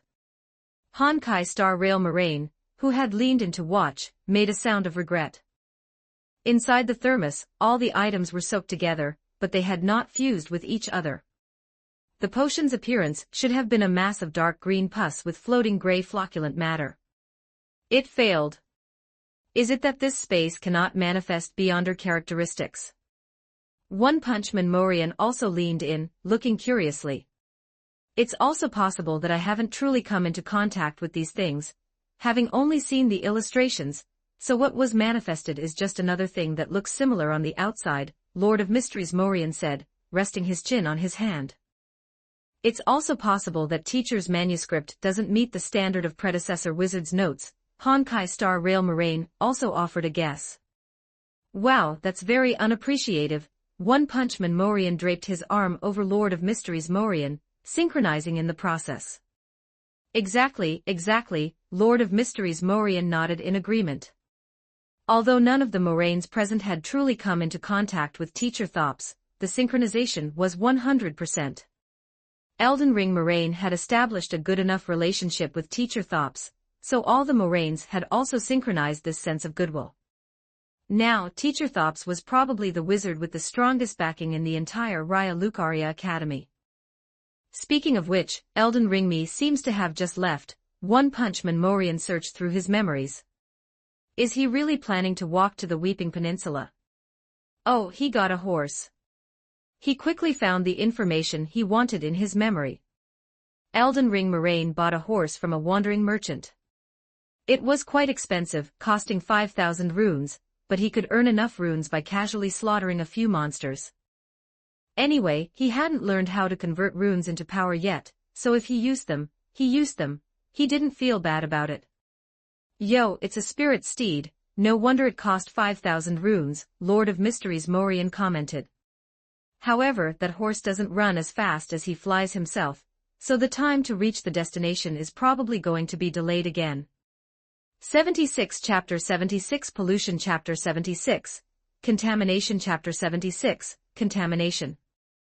Blackthorn Security Company. Klein sat on the sofa in the lounge, holding a coffee cup in one hand, and a newspaper spread across his lap with the other, leaning back against the chair, and flipping through it casually. More than a month had passed since Moraine first attended the Tarot Club. At the beginning, after the Clover returned to Tinjin City, Klein had been slightly worried. He feared that Triss from the Theosophy Order might be driven to desperate retaliation, because he had been reported by the survivors on the ship and forced to become a wanted criminal. But for over a month now, Triss had made no move. At first, Klein was puzzled, wondering if he had developed a conscience, until he saw a familiar name on the list of survivors, Moraine. So he was just a coward. During this period, the Tarot Club had convened 4 times, and in that time, Klein had only obtained 2 pages of Roselle's diary. Although there was quite a bit of Beyonder knowledge in the diary, Moraine had already shared this information with the other members long before Klein obtained them. This made Klein feel like a complete sucker. However, there was some good news. Moraine often shared obscure trivia at the Tarot Club, and Klein had benefited greatly from it. He felt that he was now the most knowledgeable Nighthawk in the entire Nighthawk team. And in the most recent Tarot Club meeting, Klein had pulled up a young boy whose origins he didn't even know, though Moraine said he came from the forsaken land of the gods. Just as he took a sip of coffee, set the cup down, and casually turned a page, a sound of gentle tapping on the table suddenly reached Klein's ears. What is it? He put down the newspaper and looked to his side. Standing beside him was a man with black hair and green eyes. His hair was messy, his clothes were not tidy, and he had the temperament of a poet. He wore a white shirt, black trousers, and slip-on leather boots, and he was twirling his hat in his hand. This was the Sequence 8 Midnight poet, Leonard Mitchell. There's a new job, and we need you to perform a divination. What is it?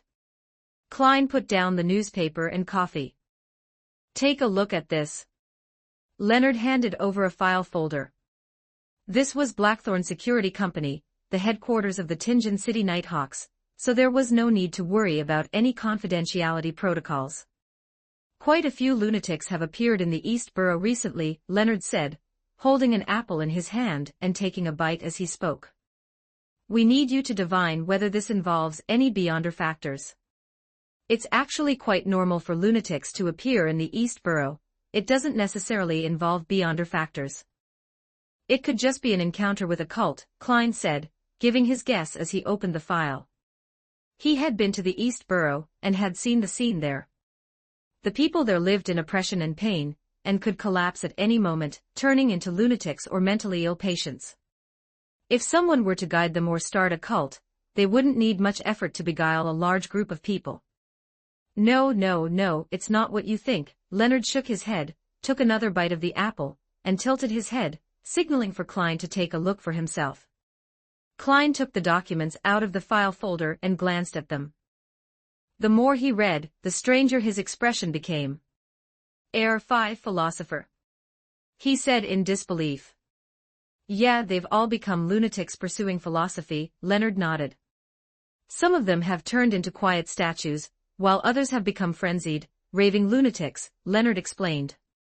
"But without exception, they are all obsessed with the philosophy they are contemplating, unable to extricate themselves. But that's not the point.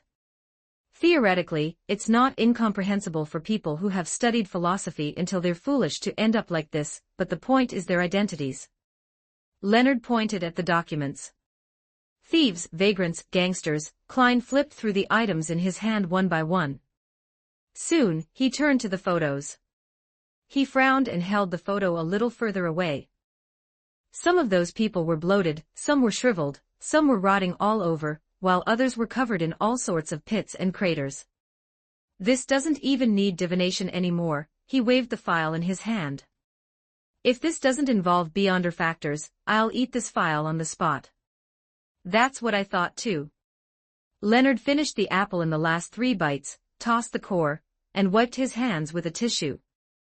"The captain said we should investigate, so you take a look and see where we should start."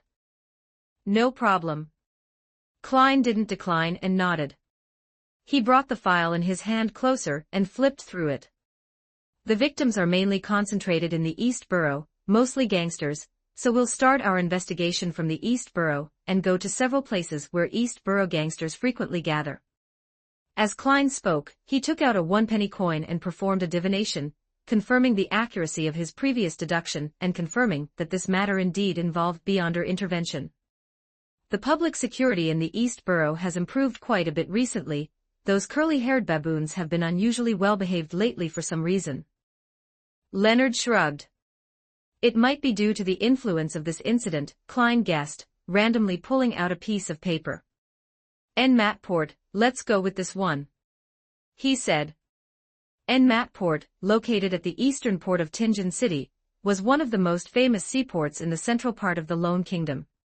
Together with Pritz Harbor in the north and south, it supported over half of the material supply for Backlund. At this moment, inside the Nmat gang gathering place at Nmat Port.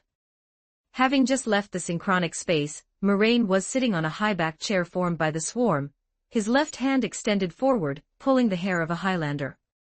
It was a burly man over 2 meters tall, with all sorts of tattoos covering his entire body. But right now, this scary-looking Highlander was lying on the ground, battered and bruised, with only his head raised because Moraine was grabbing his hair. "Bye, big brother, I really don't have any money left," the Highlander said, his speech slurred. "I gave it all to you, I know," Moraine nodded. "I'm not here for money today." His mask hung on the side of his face, and his expression was gentle with a smile. "I'm here to ask for people today."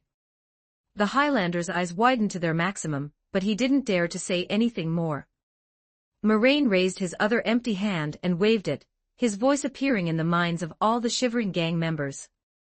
"Close the doors and windows, then disperse. Get as far away as you can." The battered and bruised gang members hiding in the corners scattered in a rush, closing windows and drawing curtains, then swarmed out of the main door and closed it from the outside. The Highlander didn't dare to resist either, forcing himself to put on a fawning expression. "Big brother, I'll do whatever you say." Moraine adjusted his mask and nodded gently, then listened carefully. "Follow me and recite it in your heart.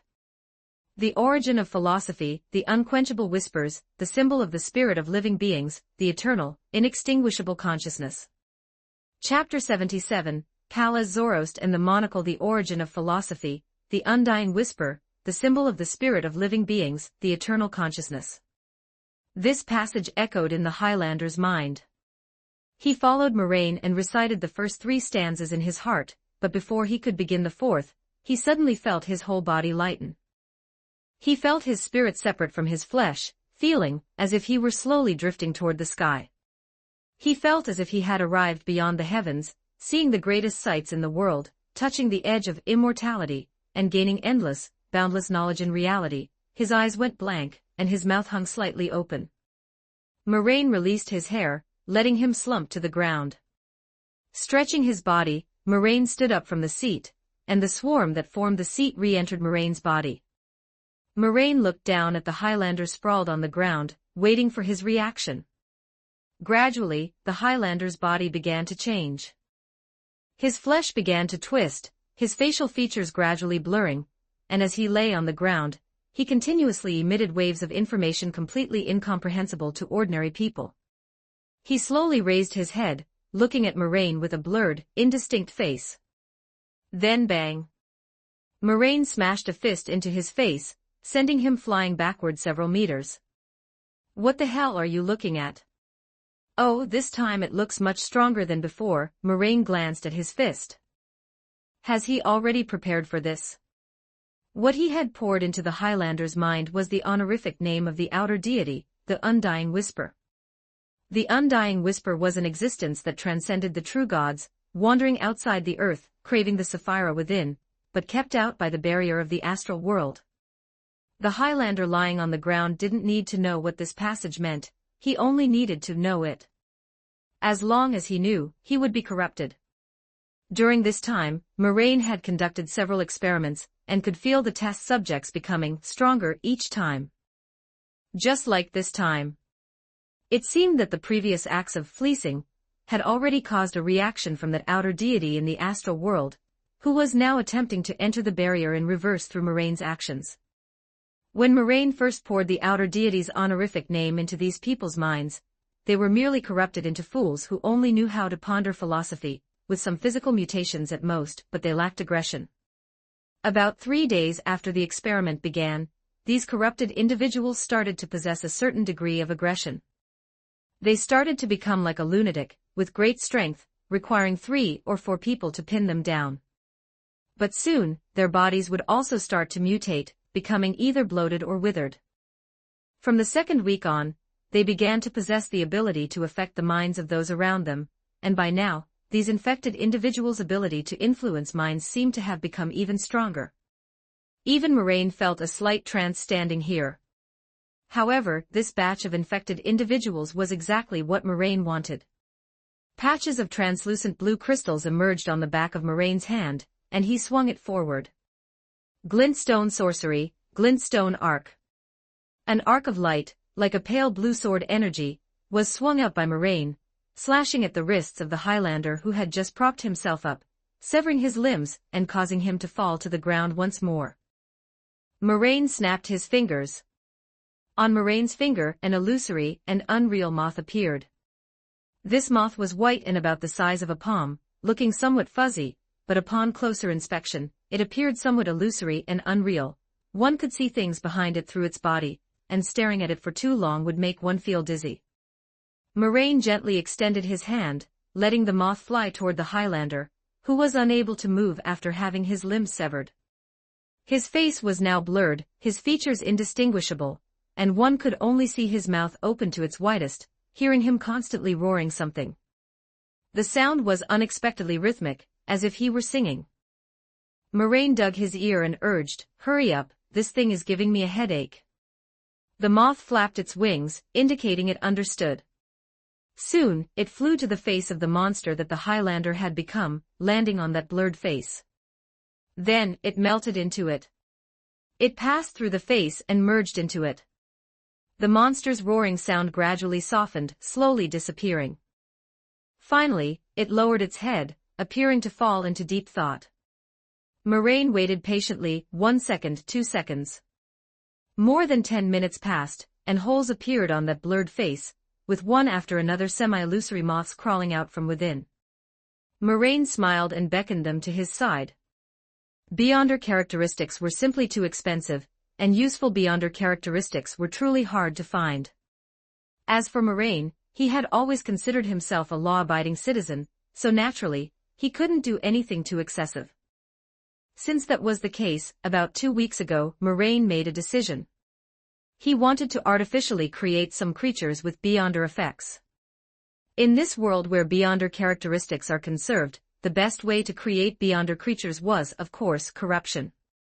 Coincidentally, Moraine knew enough things, knowing many things that would definitely cause corruption just by being known.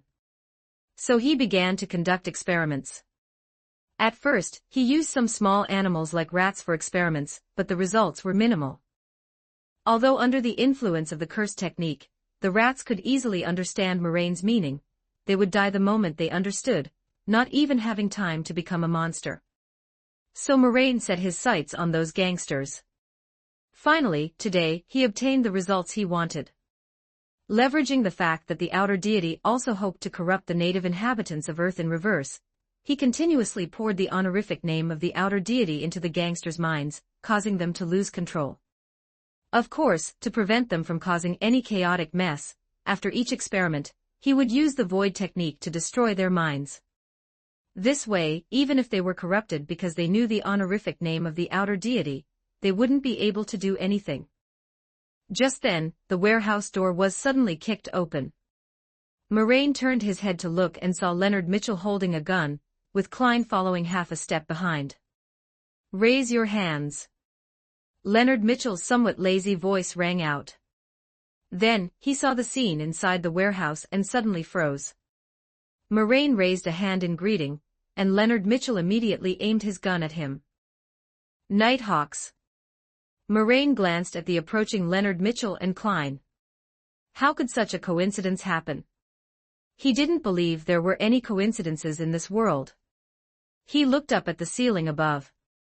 Understood, it seems this is the will of the Evernight goddess. "I don't care about you messing around on your own, but don't go too far." They had come to warn him. It had indeed been a bit too excessive lately, and it seemed no more could be squeezed out, so he would stop for now. Seeing that it was Moraine, Klein was also somewhat stunned. Then, he saw the faceless monster with holes on its face, and the moths floating around Moraine. Oh no, is this fellow countryman raising bugs using people? Moraine unhurriedly raised his hand, letting those moths fly into his hand, right under Leonard Mitchell's gun. He didn't appear flustered at all. Soon, all the moths flew into his hand. Moraine put away the moths and walked toward the two. Walking up to Leonard Mitchell, he glanced at the gun in his hand, scanned him up and down, and suddenly the corners of his mouth curled up. A mischievous idea was forming. "Look what I've found." He drew out his tome, took off the mask on his face, and toyed with it in his hand. Then, visibly to the naked eye, the mask became smaller and smaller, finally turning into a round, thin lens. It was a monocle polished from crystal. Moraine looked at Leonard Mitchell, looked into his eyes, smiled, raised his hand, and placed the monocle over his right eye. 78 Chapter 78 The Tarot Club declares responsibility for the incident. Chapter 78 The Tarot Club claims responsibility for this incident. Moraine's actions left Klein a bit confused. What is he doing? He subconsciously looked beside him, at Leonard. Leonard stood in place, his eyes unfocused, muttering rapidly to himself. He couldn't understand it, it sounded a bit like ancient Hermes, and a bit like Elvish and Draconic, but the pronunciation wasn't quite right. He felt like there were some dog barks mixed in, like human vocal cords imitating a wolf's howl. Klein, who had recently crammed Giant and Draconic to communicate with the sun in the forsaken land of the gods, vaguely understood some of it, roughly distinguishing words like cosmos, sublime, goddess, crimson, and fear. Was he chanting the goddess's honorific name? More sublime than the cosmos, more eternal than eternity, the Evernight goddess, mistress of crimson, mother of concealment, empress of calamity and fear, lady of sleep and silence. This was the Evernight goddess's honorific name. However, Leonard stopped when he reached the word sleep. He seemed to have discovered something, his expression became somewhat unsightly. Soon, the inexplicable expression on his face faded, leaving only a bewildered Leonard. Leonard Mitchell considered himself the protagonist of the era. The confidence behind this belief came from the old grandpa named Palaz Zoroast hiding within his body. This matched the situation of the old grandpas hiding in rings in the novels described by Emperor Roselle. But just a few seconds ago, for some reason, at that very moment, he felt the old man experience intense emotional fluctuations. Then, for that split second, he seemed to have his body taken over by the old man, though he quickly got it back. He is a cultist. I suggest you go back and find your captain, and bring a sufficiently powerful sealed artifact to arrest him, Pala's aged voice echoed in Leonard's mind. He sounded in a very bad mood. The old thing seemed a bit vengeful. Leonard's expression was a bit weird, but he still obediently raised the gun in his hand, pointing the muzzle at Moraine. I said, don't move, put your hands up. Ahaha, Moraine laughed pleasantly. The monocle on his face turned back into a mask, covering his face, before he moved it to the side of his face.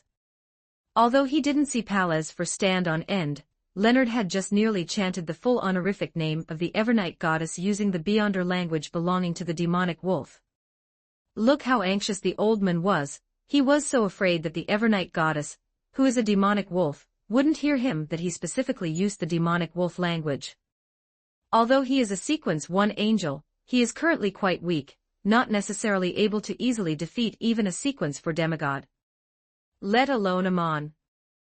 If it were a chance encounter, it might be manageable, he had the confidence to escape. But if it were an Amon right in his face, that would be completely different. As the god of fraud, Amon almost never fights a battle without certainty. An Amon appearing in front of him meant that there was likely a whole nest of Amons floating in the trees, in the ground, in the rooms, and in the air nearby. It's possible that the main body is already on its way. But soon, Pallas discovered something was wrong. Although his strength was almost gone, he was, after all, an angel-level cryptologist, and he realized before Leonard could finish chanting the Evernight goddess's honorific name that the person in front of him was definitely not Amon. This really infuriated Pallas. Moraine pulled a tarot card out of his pocket. It was the Tower card. This was something Moraine had prepared in advance. He rotated the Tower card in his hand as he approached Klein and Leonard. Klein moved in front of Leonard calmly, blocking the space between Leonard and Moraine, and pretended to aim his pistol at Moraine. Leonard looked at the Klein in front of him, feeling a bit touched. Klein, with his back to Leonard, opened his mouth, then quickly closed it. What could he say? I think you'll be one shot.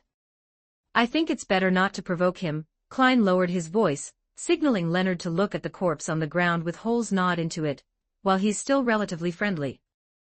Leonard also hesitated. That seemed to be true. I also don't suggest you start a war with him right here. Pallas' voice also appeared in Leonard's mind. Inextinguishable ravings. Pallas was not entirely ignorant of this outer deity. And the abilities Moraine displayed indeed matched the characteristics of a believer of the inextinguishable ravings. Especially his way of speaking. Leonard also noticed that Moraine's voice appeared directly in his mind. This was a bit like a Sequence 6 or even Sequence 5 spectator. And judging by the ability to control insects, he didn't seem to be a pure spectator. Although the Nighthawks indeed had the duty to protect civilians and strike against evil, all these actions had to be based on one foundation. That was that there could be no meaningless sacrifices.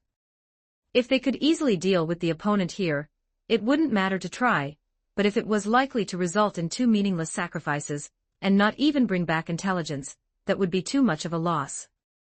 The optimal solution now was to temporarily let the opponent go, then go back to report to the captain, and then mobilize sealed artifacts to focus fire. Why so nervous? Moraine walked up to Klein, bypassed him, and looked at Leonard. What do you care about that guy over there? He glanced back. Leonard took a deep breath. He answered simply. He really didn't care much about the life or death of a gangster. It would be good for everyone if such a person died. But he would definitely report Moraine's matter to the Blackthorn Security Company immediately upon returning. But he shouldn't be sanctioned by me, right? Moraine smiled and finished the words Leonard hadn't spoken. Leonard smiled. I'm not that rigid. I can tell. Moraine nodded. You even carry such contraband on you. Then, he glanced at Klein with a half-smile, bypassed him, and came to Leonard, less than half a meter away. Moraine, who was about half a head taller than Leonard, looked down at Leonard, slightly pulled down his sunglasses, and revealed his eyes. Leonard's grip on the gun tightened. But Moraine just patted the tarot card in his hand onto Leonard's shoulder. "Remember, I am the Tower of the Tarot Club." Klein's body shuddered subconsciously. He looked at Moraine, his expression a little dazed. "What are you doing?" Moraine ignored Klein's silent accusation, dragging out his tone, and said to Leonard in an aria-like voice. "This is probably the first time our tarot club has appeared in your eyes. But it doesn't matter, you will remember us in the future. You will remember the tarot club, and you will remember the deity we believe in, the Great. Listen, this incident is claimed by the tarot club. You motherfucker." Chapter 79, The Aurora Order's Priority Claim. Klein Moretti felt like he was really about to sigh. "What are you talking about? What on earth are you saying?" But Moraine ignored the sighing Klein Moretti in his heart. "Remember this." He patted Leonard Mitchell on the shoulder. "You must remember it." After speaking, he lowered his hand, walked around Leonard Mitchell, and headed toward the space behind him, intending to transform into insects and leave. However, just as Moraine was preparing to transform into insects, dispersing into insects is forbidden here. Moraine's act of transforming into insects failed, it had been forbidden. This scene left Moraine stunned, and Klein Moretti and Leonard Mitchell were stunned as well. Someone else? Neither Klein Moretti nor Leonard Mitchell had sensed anyone. Moraine turned his head, and looked at the corner behind him. "I thought you wouldn't come out. You've been following me for days, wouldn't it be better to just keep staying quiet? Besides, your behavior this time is truly quite rude." Moraine looked at the other person.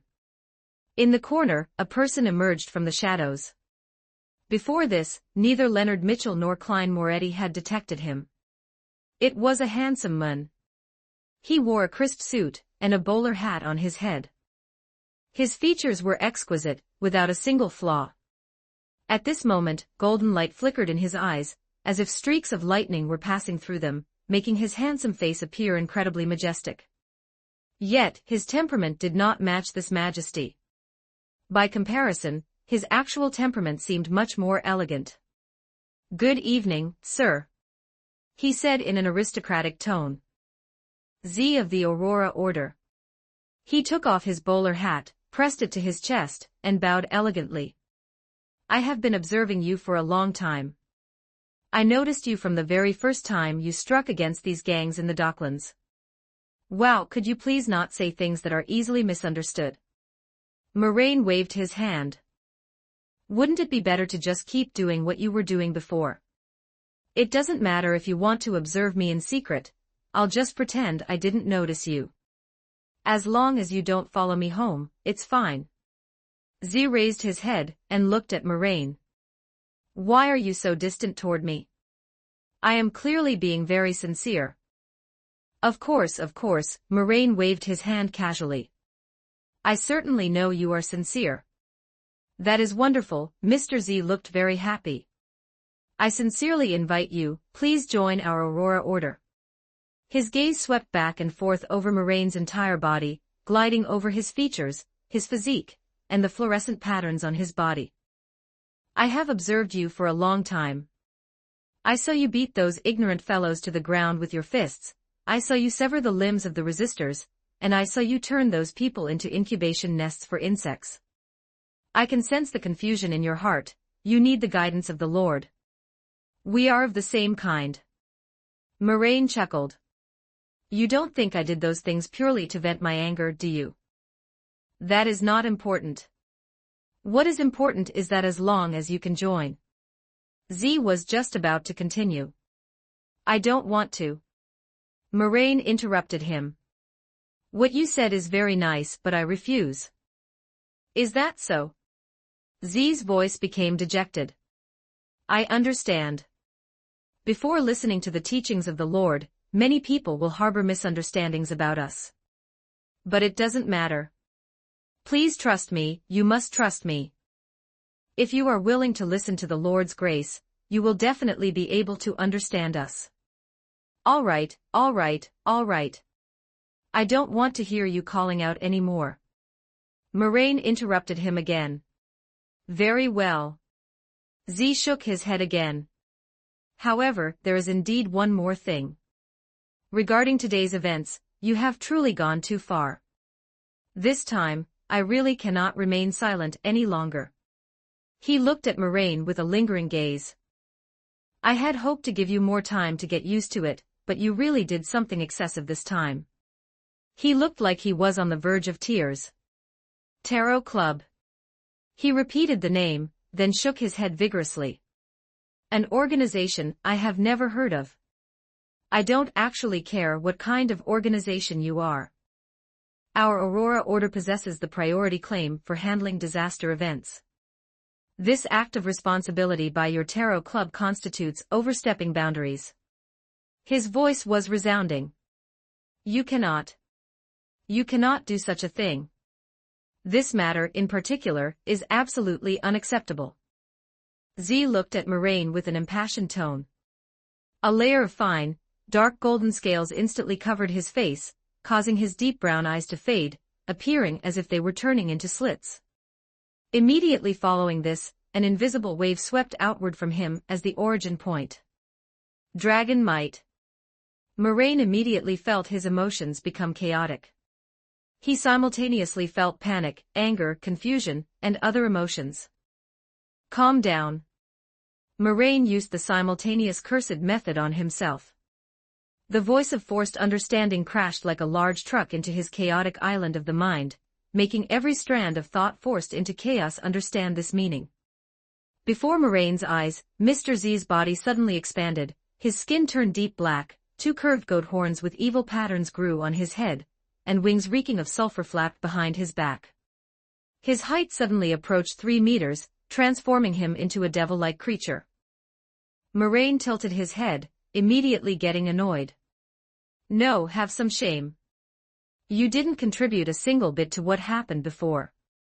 How do you have the face to steal our credit with that? He put one hand on his hip and pointed at him with the other. I really have to teach you a lesson. But the answer to Moraine was a fist. It was a fist burning with sulfur. Moraine dodged to the side, and the fist struck the ground, burning a large crater into it. Z said in a muffled voice. If you admit your previous ignorance now, and are willing to join the Aurora Order, then I will spare you. Moraine just smiled and gave him the middle finger, then took off his mask. The mask transformed into a belt in his hand, and he slapped the belt onto his waist. Transform. Kamen Rider.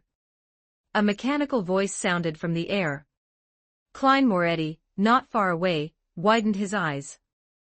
What the hell?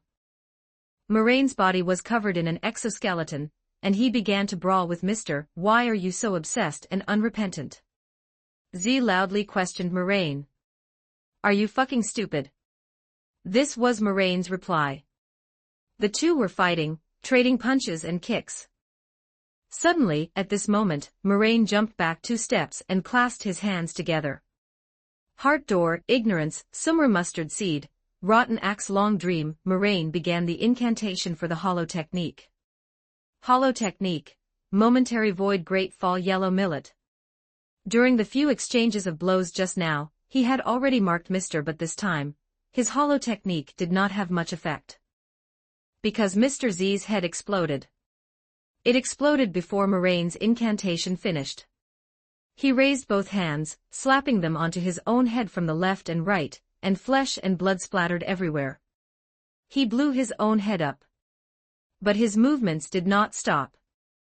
The headless Mr. Z raised his right hand, and a long spear of flame with a white-hot tip condensed in his right palm. Having temporarily lost the ability to think, he waved the long spear in his hand, stabbing toward Moraine almost entirely by instinct. 80 Author's Note on Chapter 80's launch. Chapter 80, Announcement Ongoing Premium. Chapter 80, Announcement Ongoing Premium. I'm back, it's all back. Jai's invincible heart has returned. Writing this, I hope readers remember our domain. Read Taiwan Good Books, select super awesome thinking back to the old days, when Jai was writing the first book. Back then Jai even dared to argue with trolls for over 700 replies. Later, when I started the second book, it completely shattered my Dao heart. I didn't even dare to argue with trolls anymore. And when I started new books, I didn't even have the heart to go back to the old books to say GG. But thankfully, now Jai is back again. This time, the new book ranking stopped at 4th place, but at its peak, it reached 3rd place, and also successfully surpassed a major god author for a day. This is probably the book with the best stats I've had so far. I am also very grateful for everyone's continued support. Looking at it now, the Curse Technique arc, which has temporarily come to an end, seems to have pretty good stats. It seems everyone really likes the setting of the simultaneous cursed method. If everyone can read happily, Jai is also very happy. Finally, it is time for this book to go premium.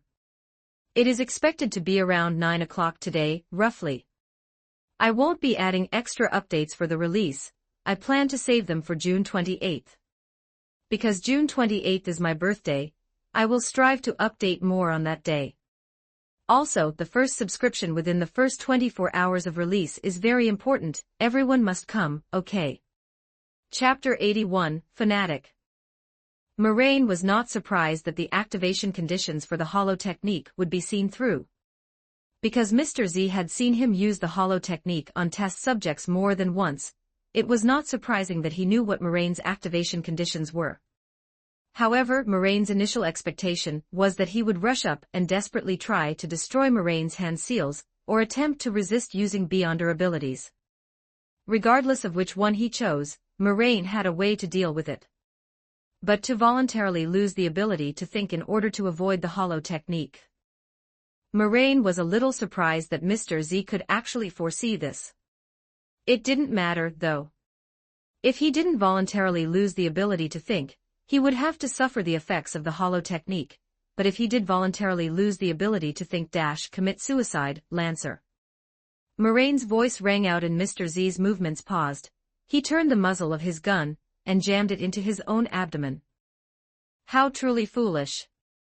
Didn't he know that Lancers always die by suicide? The expanding flames instantly ignited his body. This was an ability that could be added to any attack to harvest the target's life.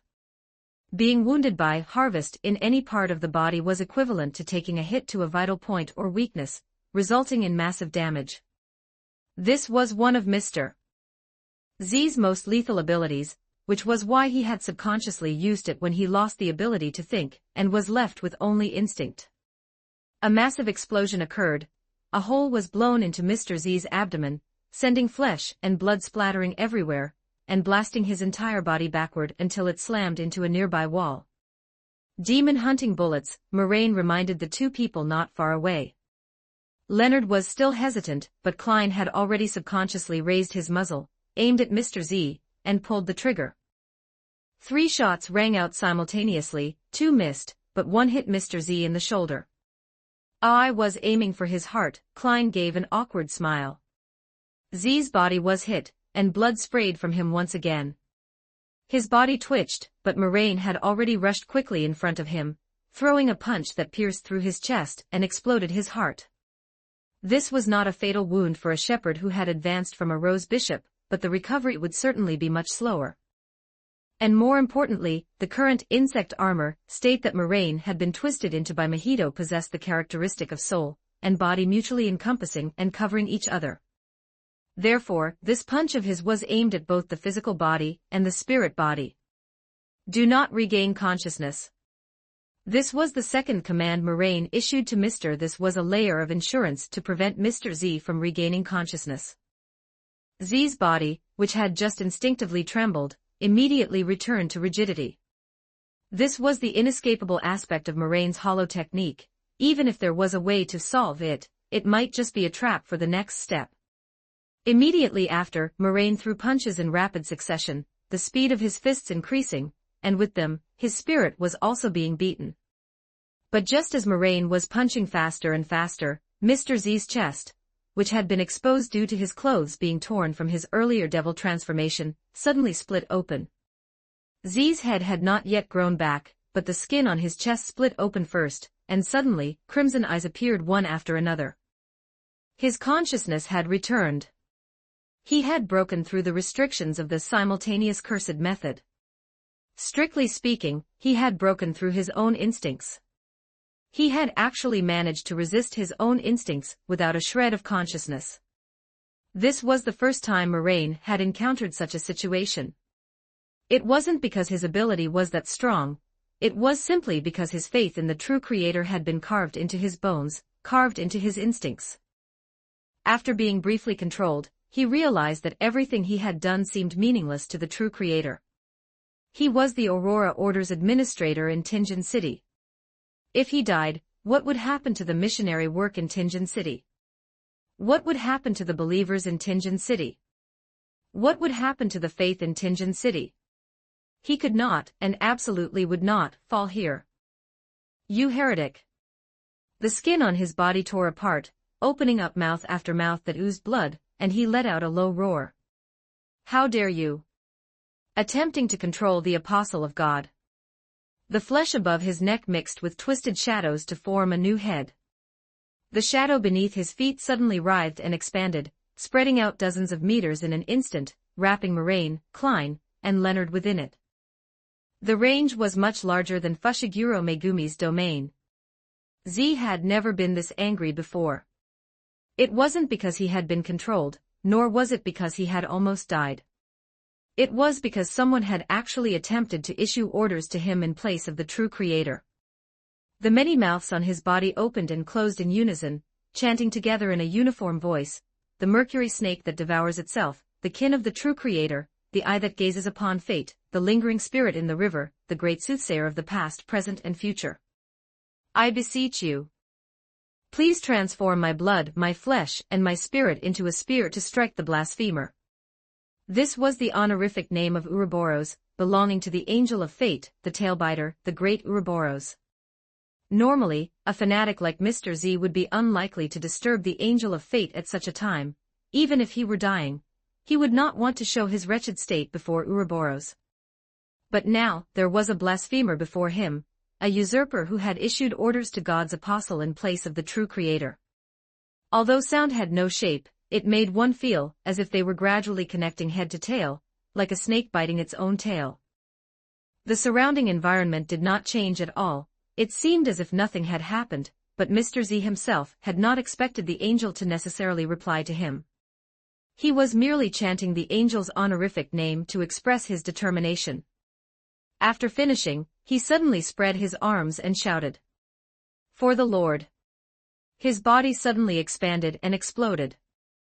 The massive shockwave blasted Moraine backward for more than 10 meters. After landing on the ground, he stumbled several steps before barely steadying himself. But as soon as he landed, he suddenly realized that he seemed to have sunk deeply into a quagmire. The shadow beneath his feet had, at some point, crawled up his ankles and onto his calves, gripping him tightly.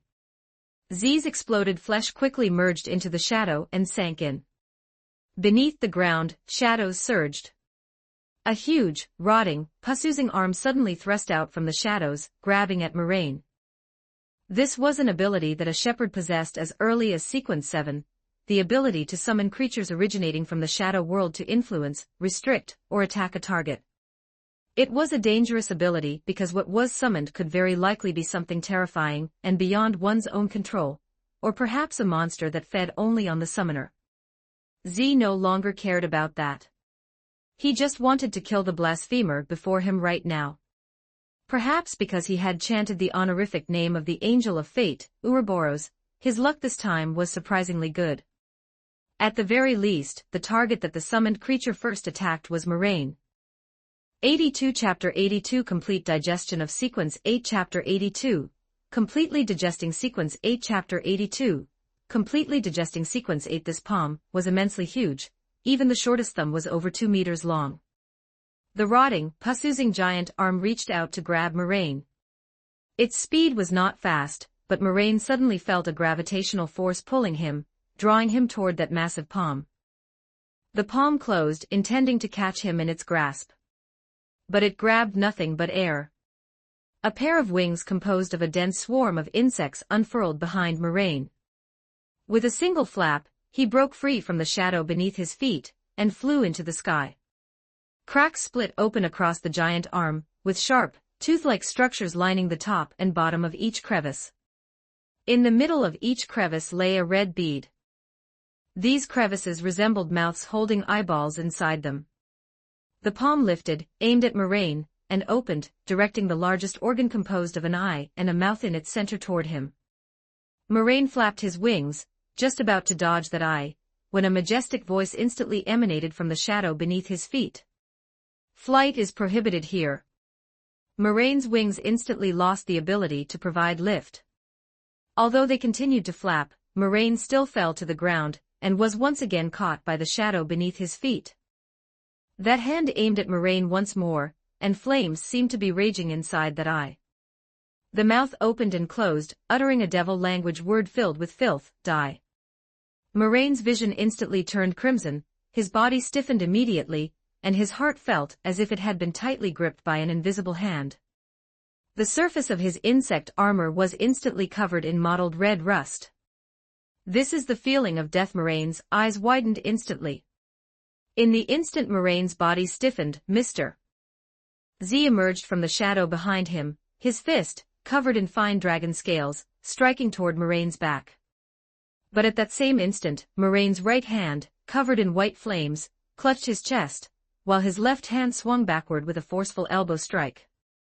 He could have completely entered the synchronization space, just now to refresh the effect of the death curse. But he did not.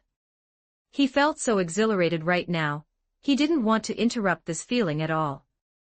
Z exploded once again. He would absolutely not let Moraine touch him again. In the eyes of Mr. Z right now, Moraine was a top-tier piece of filth.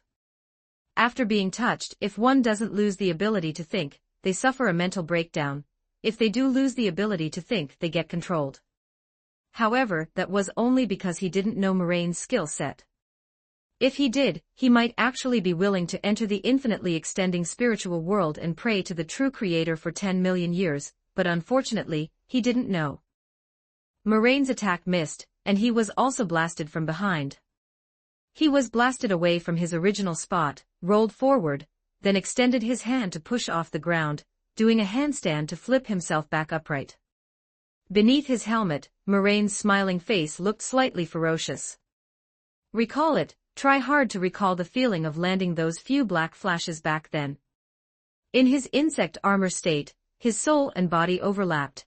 He should be able to grasp that feeling even better. Cursed energy burned on his body. The giant arm to the side wasn't idle. Magma spewed from its palm, creating a lava greatsword that, even for it, could be considered huge and shaped like a blade. The arm swung this lava greatsword, hacking toward Moraine, who had just steadied himself. Moraine immediately bent his waist to dodge. The greatsword slashed horizontally in front of him, splitting a tall wooden crate not far away with a single blow. Klein and Leonard, hiding behind the second layer of the double-layered wooden crates, shrank their necks. Just moments ago, to avoid the shadows covering the ground, they had taken advantage of Mr. Z's attention being entirely on Moraine to struggle free, climb onto the nearby double-layered wooden crates, and hide behind the second layer. "Should we run or not?" Leonard whispered to Klein. "Do you want to go out and draw aggro?" Klein whispered back. "That wouldn't be good, right?" Leonard thought for a moment and nodded. Although Leonard had never heard the term, drawing aggro, he understood it. Clearly, he didn't want to go out and draw aggro. "This is the Tarot Club," Leonard said to Klein, somewhat incredulously. "An organization I've never heard of, actually able to fight a divine emissary of the Aurora Order to this extent. He is at least a Sequence 5 powerhouse." He had heard that the 22 divine emissaries of the Aurora Order were far stronger than ordinary Sequence 5s, and perhaps not much weaker than typical high Sequence powerhouses. "Oh, I suppose." Klein didn't know how to answer. Moraine had jumped onto the horizontal blade of the lava greatsword at some point, likely leaping onto it while it was swinging. On the blade, Moraine raised his fist high and slammed it down with force. The blade was shattered and thick magma exploded in all directions. And Moraine was coincidentally in a suspended state, unable to gain leverage. Z appeared again. Facing the immobile Moraine, the muscles in his arms bulged as he threw 3 spears of white flame in succession. He seemed to have been infuriated to the point of losing his head. The aim of the first 2 spears was fine, but the third spear was at a height far above Moraine's head, destined to fly directly over it. Moraine, in midair, adopted the fighting stance of water stream rock smashing fist. As the 2 white flame spears reached him, he quickly struck out with 2 palms, knocking away the spears aimed at his chest and head one after the other. And as the third spear passed over Moraine's head, the mouth containing the eye in the center of the giant arm opened and closed once more, uttering another devil language word filled with filth, slow. In an instant, it seemed as if everything had stopped. Moraine's movements became noticeably sluggish and were no longer fluid. Even the 2 spears that had been knocked away in front of him, and the one above his head were frozen in midair. A flash of fire. The spear that had been thrusting toward Moraine's chest, and knocked away suddenly turned into a ball of fire and expanded. Z, unaffected by slow, stepped out from the fireball. He was not too far from Moraine, less than a meter away, almost directly beneath the third spear. He reached out with both hands, grabbed the spear, and swung his arms to thrust it down violently. Moraine, affected by slow, couldn't dodge in time and could only manage to turn slightly, getting pierced in the shoulder. The spear exploded on Moraine's shoulder, nearly blowing his head off along with it. But the decree prohibiting insect transformation had finally passed. Moraine dispersed into a swarm of insects, recombined not far away, and took the opportunity to cover the original wound with the reorganized swarm. Another feeling of approaching death. Moraine took a deep breath and suddenly laughed. This is truly rare. Moraine didn't pay attention to the shadow that had once again attached itself to his feet, and looked at Mr. It's been a long time since anyone has been able to bring me the feeling of death twice in a row. Adding up a few worlds, it had been nearly a year. Since the very beginning when he first transmigrated, it had been almost a year since anyone had given Moraine this feeling of consecutive near-death experiences. A death match. Truly an activity that gets one's blood boiling. I'm starting to understand those jujitsu sorcerers, Moraine said to Mr. Z with a smile. But what responded to him was the lightning flashing in Mr. Z's eyes, and a sudden, sharp pain in Moraine's brain. Mental piercing. In the instant Moraine was affected by the mental piercing, that mouth opened and closed for the 3rd time, spitting out another filthy devil language word, depravity. Moraine almost instinctively adopted the stance of a Dryan slash, and a ring of light expanded from beneath his feet. Simple domain. This belonged to barrier technique. Theoretically, it separated oneself from the outside world. But unfortunately, while simple domain was indeed a barrier technique, its main function was ultimately to counter domains. Although it could have some effect on this kind of attack, it was quite limited. A layer of slightly viscous black liquid immediately covered Moraine's body surface. And further away, outside the simple domain, those objects exploded one after another, turning into diffused black mist. A patch of black mist also exploded on Moraine's body. But the face beneath Moraine's helmet smiled even more ferociously. I see it, I think I see it. The giant palm reached toward Moraine once again, as if Moraine would die immediately if he were caught. But Moraine just maintained the stance of drawing an imaginary blade, remaining motionless, waiting for that hand to approach, feeling that sensation of impending death. I'm going to die, but it feels so good. A death match click. It seemed as if some glass bottle had silently shattered. A kind of joy instantly flooded Moraine's entire body. It was the feeling of the potion being completely digested. In this near-death struggle, his melee scholar had been completely digested. He lifted his head with force and threw a punch at the very instant the giant palm was about to close on him. Taking advantage of this refreshing feeling of the potion being digested, taking advantage of this joy from the bottom of his heart, he threw a punch. Black lightning exploded in all directions, and he blasted a hole in the giant palm that occupied half of it. Black Flash. Chapter 83, Domain Expansion, bonus chapter for the Alliance leader, delightful, delightful. Moraine gripped his belt and pulled it forward, detaching it. The belt was detached, turning back into a mask, and the insect armor on his body instantly dissolved into glowing particles with special effects and vanished. The giant hand, which had been punched through with a hole, fell backward with a booming sound and began to flail about wildly. At the sight of the wound, tiny insects crawled in and out, causing the arm to writhe in agony, while the mouths containing eyeballs emitted shrill, mournful wails. So what is the point of bringing out something that is even weaker than yourself? Moraine looked at Mr. It seems the angel of fate didn't grant you much luck. He held the mask and grinned. Tell me, is there a possibility that your lord doesn't care about you at all? Z stood where he was, stunned for a split second, before his expression turned ferocious, and bulging veins rapidly appeared on his handsome face. You damn insect. But Moraine didn't care at all. Thanks for the compliment. It would be even better if you were willing to call me Swarm King. I must kill you here. Z said in a low voice. Where is the fun in this? Where is the interest? What do you take faith for? Is that so? Moraine waved his hand. Whatever you say. His gaze drifted downward to Mr. Z's left hand, specifically his little finger. A piece of it was missing. The part that should have been the little finger was missing a chunk. Moraine suddenly wore an expression of realization. So that's how it is. I understand now. The secret supplicants of the Aurora Order possess a special method of communication. They can consume their own fingers to transmit their thoughts to other rose bishops.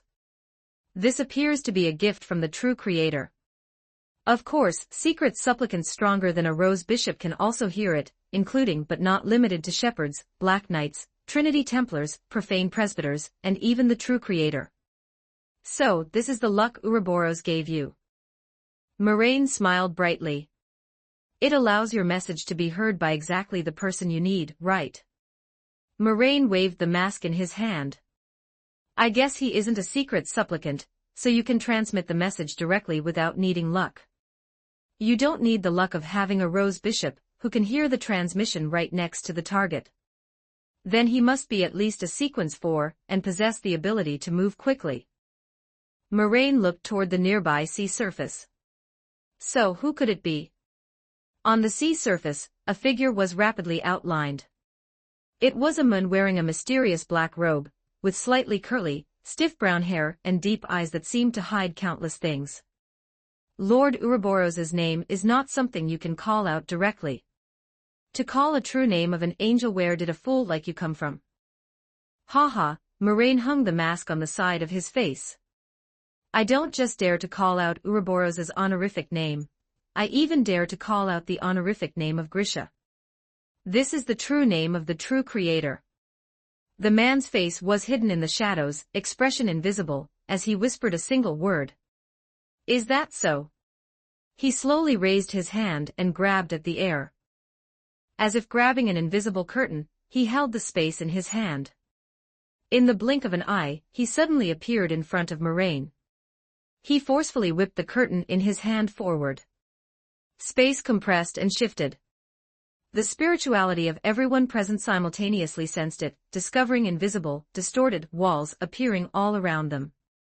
In that very moment, the space of the small half of the pier district they were in had been cut off and hidden.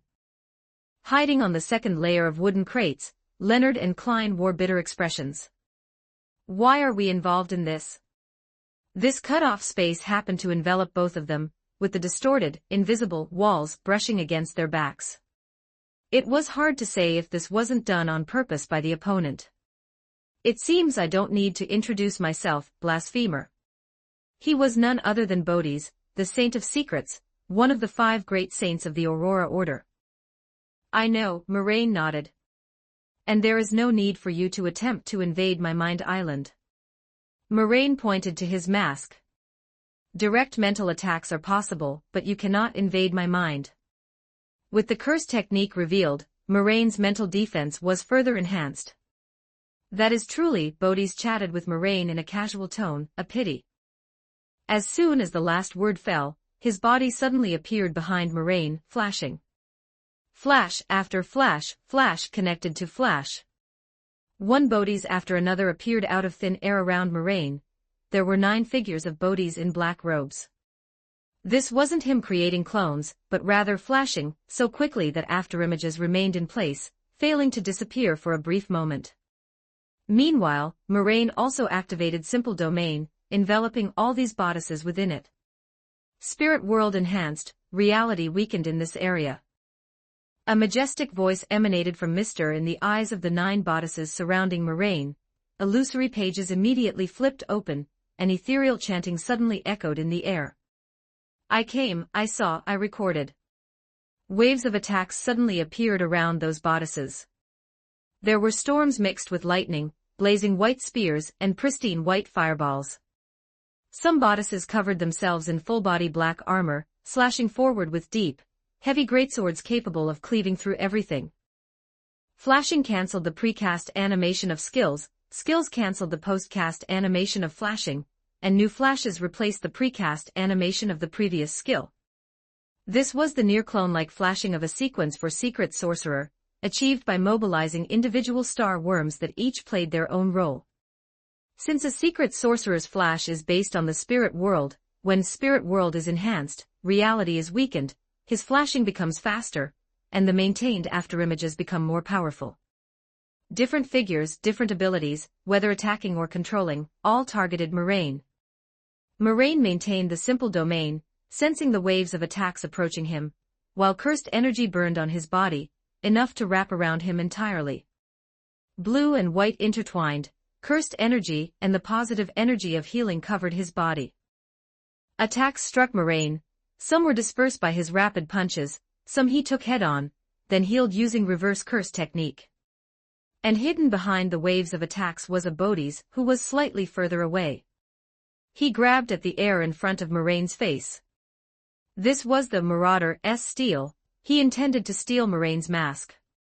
Moraine noticed but wasn't angry. Instead, he lightly flicked the edge of the mask, making a provocative gesture. The next second, the Bodhi's who used the steal ability suddenly couldn't help but curl his lips and laugh out loud, laughing until he was out of breath. This caused his flashing speed to become slower and slower, and the clones he created rapidly diminished. 953 Finally, he could barely maintain 3. He had no choice but to immediately leave the spot and come to Mr. Z's side, asking him to use his spectator ability to help soothe the mind suddenly engulfed by joy. Instead of dispelling the Simple Domain, Moraine expanded it a bit more, re-enveloping the distant Bodhi's, and Mr. Reality was weakened. This not only meant the spirit world was enhanced, but also that other spaces were easier to intrude upon. For example, Moraine's heart beat faster and faster, making a thumping sound. He kept recollecting. He saw it. He saw the cursed seals Dagon had drawn on his body, and the hand gestures of Mojito expanding his domain. That's it, he could see. His eye of mysteries could always see things that others could not. He saw the operation of the domain, and he saw the boundaries of the domain. He saw the sea and the beach, and the arms intertwined into a net. I see it, the wings on his back flapped, carrying him into the air. Just as Mr. Z intended to issue a flight prohibition decree again, Moraine suddenly let out a forceful laugh. He suddenly raised both hands, extending them forward, and made a strange gesture. He clenched his fists, one face up and one face down, extending the index and middle fingers of both hands and hooking them together. Behind him, the original wings suddenly dispersed, scattering into 6 arms. The top 2 arms were raised high, hands clasped together, looking like a chrysalis. The middle 2 arms spread out to the sides in an embracing gesture, but also resembling opened butterfly wings. The bottom 2 hands moved toward each other, little fingers intertwined, middle and ring fingers retracted, with index fingers and thumbs extended, forming the shape of an insect's head. Looking down from above at Bodhi's and Mr. Z, he grinned. Domain expansion, dream of the ephemeral mayfly. 84 Chapter 84 A Mayfly's Dream Chapter 84, The Ephemeral Dream of Mayflies Chapter 84, The Ephemeral Dream of Mayflies. Moraine's eyes became transparent and pure, stained with sparkling golden light. His black eyes seemed to have turned into an inverted ocean, and as he gazed down at the few people below, he encompassed them all within his vision. As for whether he could actually open up a domain, Moraine didn't actually have 100% certainty. Although he had borrowed Chiosi's computing power to analyze the simple domain and reverse-engineered the true barrier technique, injecting a cursed technique into the barrier was something he had never attempted before. Originally, he had intended to create a domain only when he reached Sequence 7, once he possessed the ability of a wizard to analyze, research, learn, and even create spells with his mind and knowledge. But since the atmosphere had reached this point, at this stage, there was nothing left to say. Drip, the sound of a water droplet falling into water came clearly, reaching the ears of everyone present, bringing with it echoes that layered and reverberated endlessly. In the next instant, the inverted ocean in Moraine's eyes entered reality, shielding the top of this space. The sky turned into a calm sea, and beneath everyone's feet, the original muddy ground was replaced by a sky dotted with stars. The sky transformed into a plain, and they stood upon the stars. Domain expansion, the ephemeral dream of mayflies.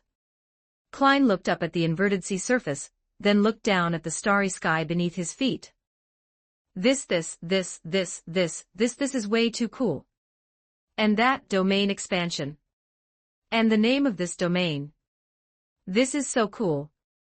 If one had to point out a flaw, there would probably only be one problem. Klein looked at Moraine, who was floating in the air, and cast a questioning glance.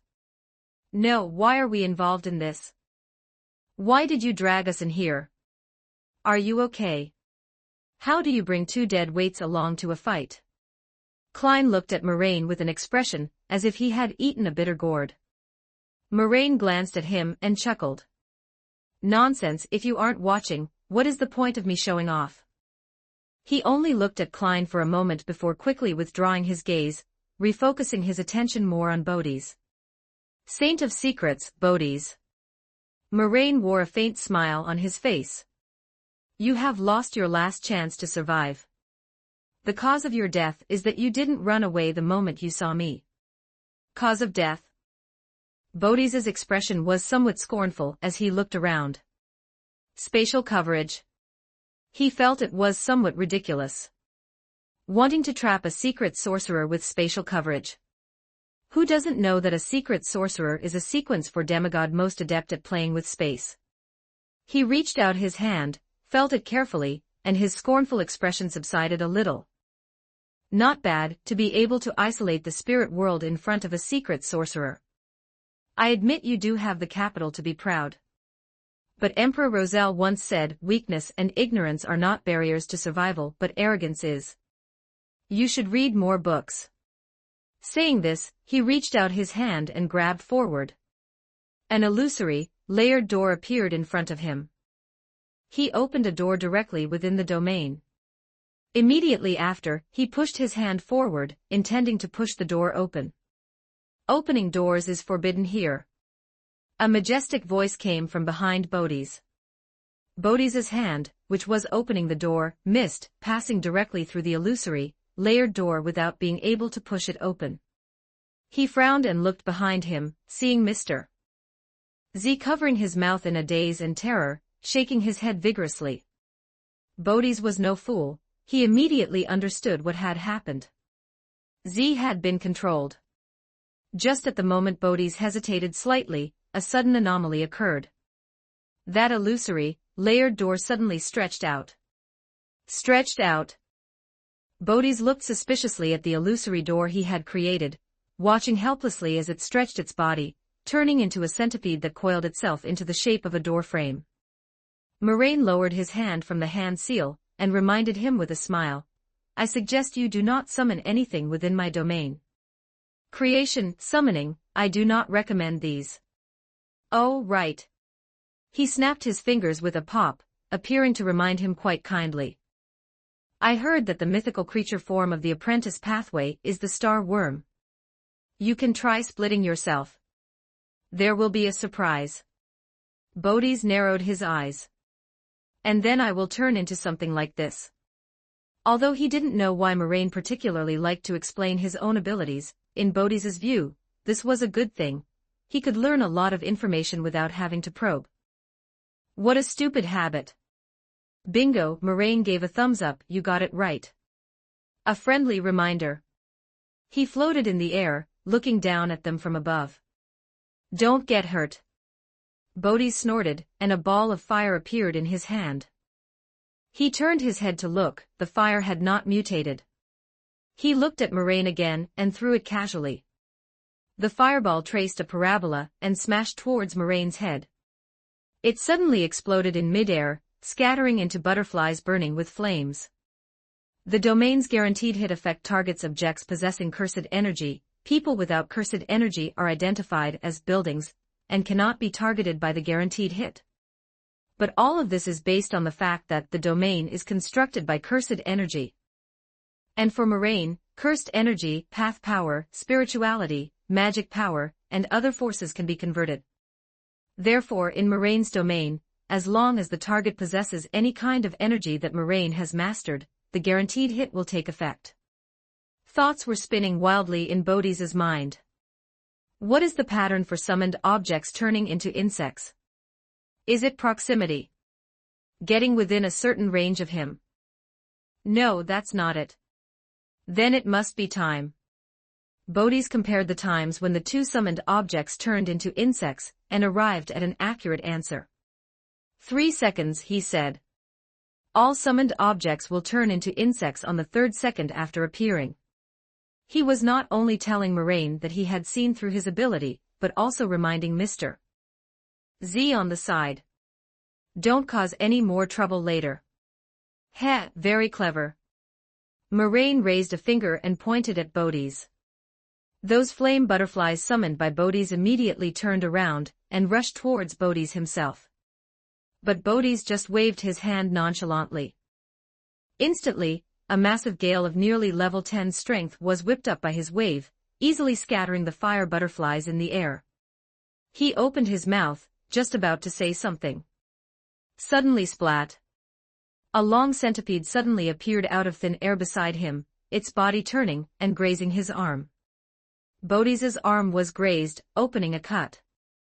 This caused his pupils to shrink suddenly. Opening a door. That centipede that had turned from a door had actually stolen the Beyonder effect he was using at the time. Moraine's lips curled upwards. 1 second, 2 seconds, he pointed at Bodhi's wound. You had better heal your wound within 3 seconds. Oh, time's up. The 3rd second.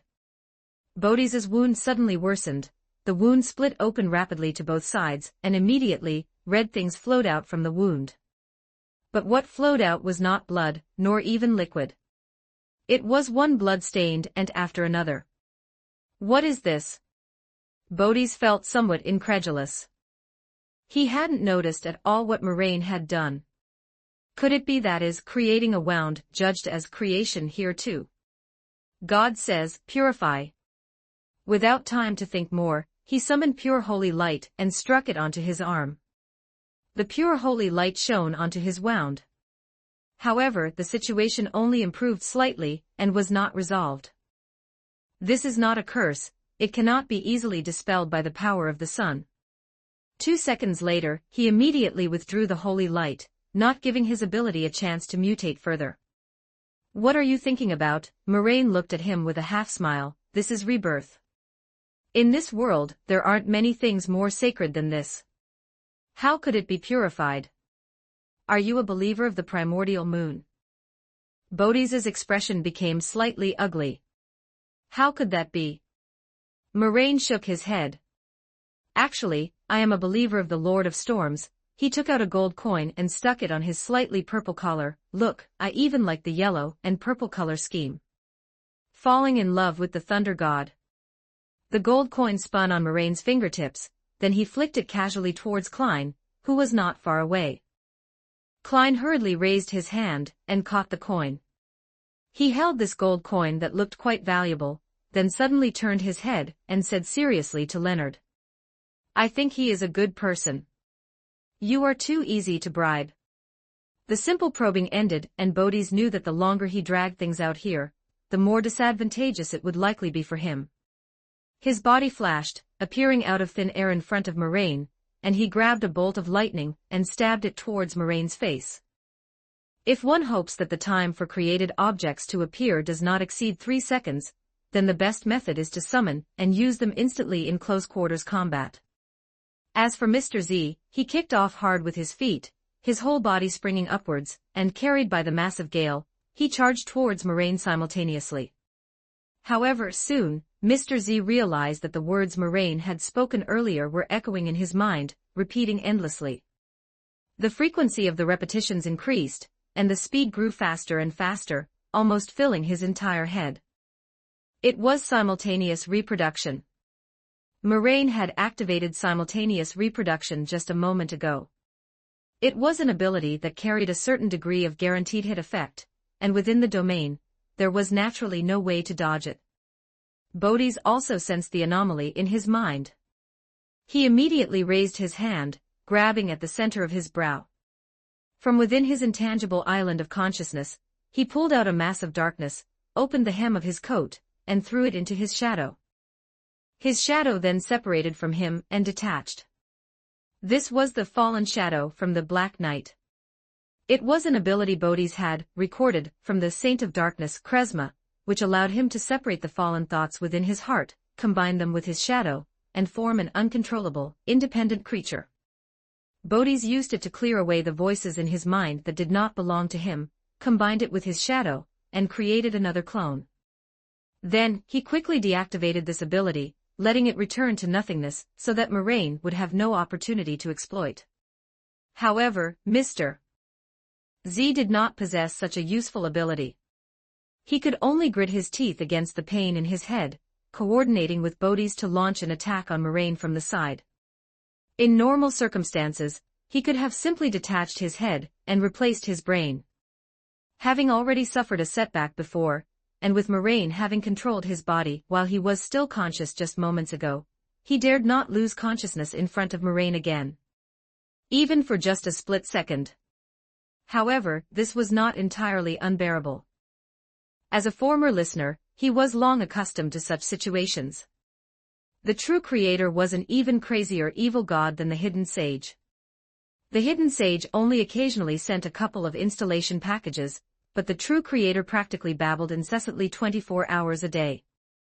Z, during his listener stage, had long grown accustomed to the feeling of his mind being filled with various corrupted utterances 24 hours a day. Moraine was fighting happily, and under the siege of the two, he did not appear to be in any sorry state. Moraine shouted joyfully. With just this much strength, how can you serve the god you believe in? His hand, covered in protective cursed energy, grabbed a mass of scorching magma. Ignoring the skin on his hand being scalded to the point of rotting, he used his other free hand to strike Mr. Z in the face. His punches grew faster and faster. He simply gave up on defense, striking Bodhi's and Mr. Z punch after punch, allowing the two to inflict wound after wound upon his body. He looked like a madman, a hideous smile on his face, covered in blood, with various scratches and burn marks. However, the wounds they inflicted would begin to heal after 3 seconds, with a large number of insects crawling out from the wounds. With every insect that crawled out, his wounds would heal a little bit more. But the situation for the other two was exactly the opposite. As long as they drew blood and the wounds were not healed within 3 seconds, the injuries on their bodies would begin to worsen, with insects tearing through their skin and crawling out. The three fought more and more fiercely, and Bodhi's gradually discovered a problem. He had already made low-level mistakes several times. He clearly knew that he absolutely must not let summoned creatures stay here for more than 3 seconds, yet he had still made several mistakes. Less than 3 seconds ago, he had subconsciously used a freezing spell to freeze Moraine's arm. But the next second he regretted it. Because he could not undo this curse technique himself. He could only watch helplessly as, 3 seconds later, the ice shattered, and blue beetles carrying an intense chill flew towards his face. He could feel voices echoing in his subconscious, suggesting he do something. It wasn't just his brain that heard them, His arms, his fingers, his mouth, eyes, and nose had all heard them. Every limb, every piece of skin, and every bone of his was constantly being suggested to and commanded by strange voices, making it difficult for his body's instincts to distinguish between what were his own thoughts and what were commanded suggestions. By comparison, Mr. Z's situation was even more severe. Every few seconds, he was controlled by Moraine to use some beyond her ability. Some attacks were even aimed directly at Bodhi's.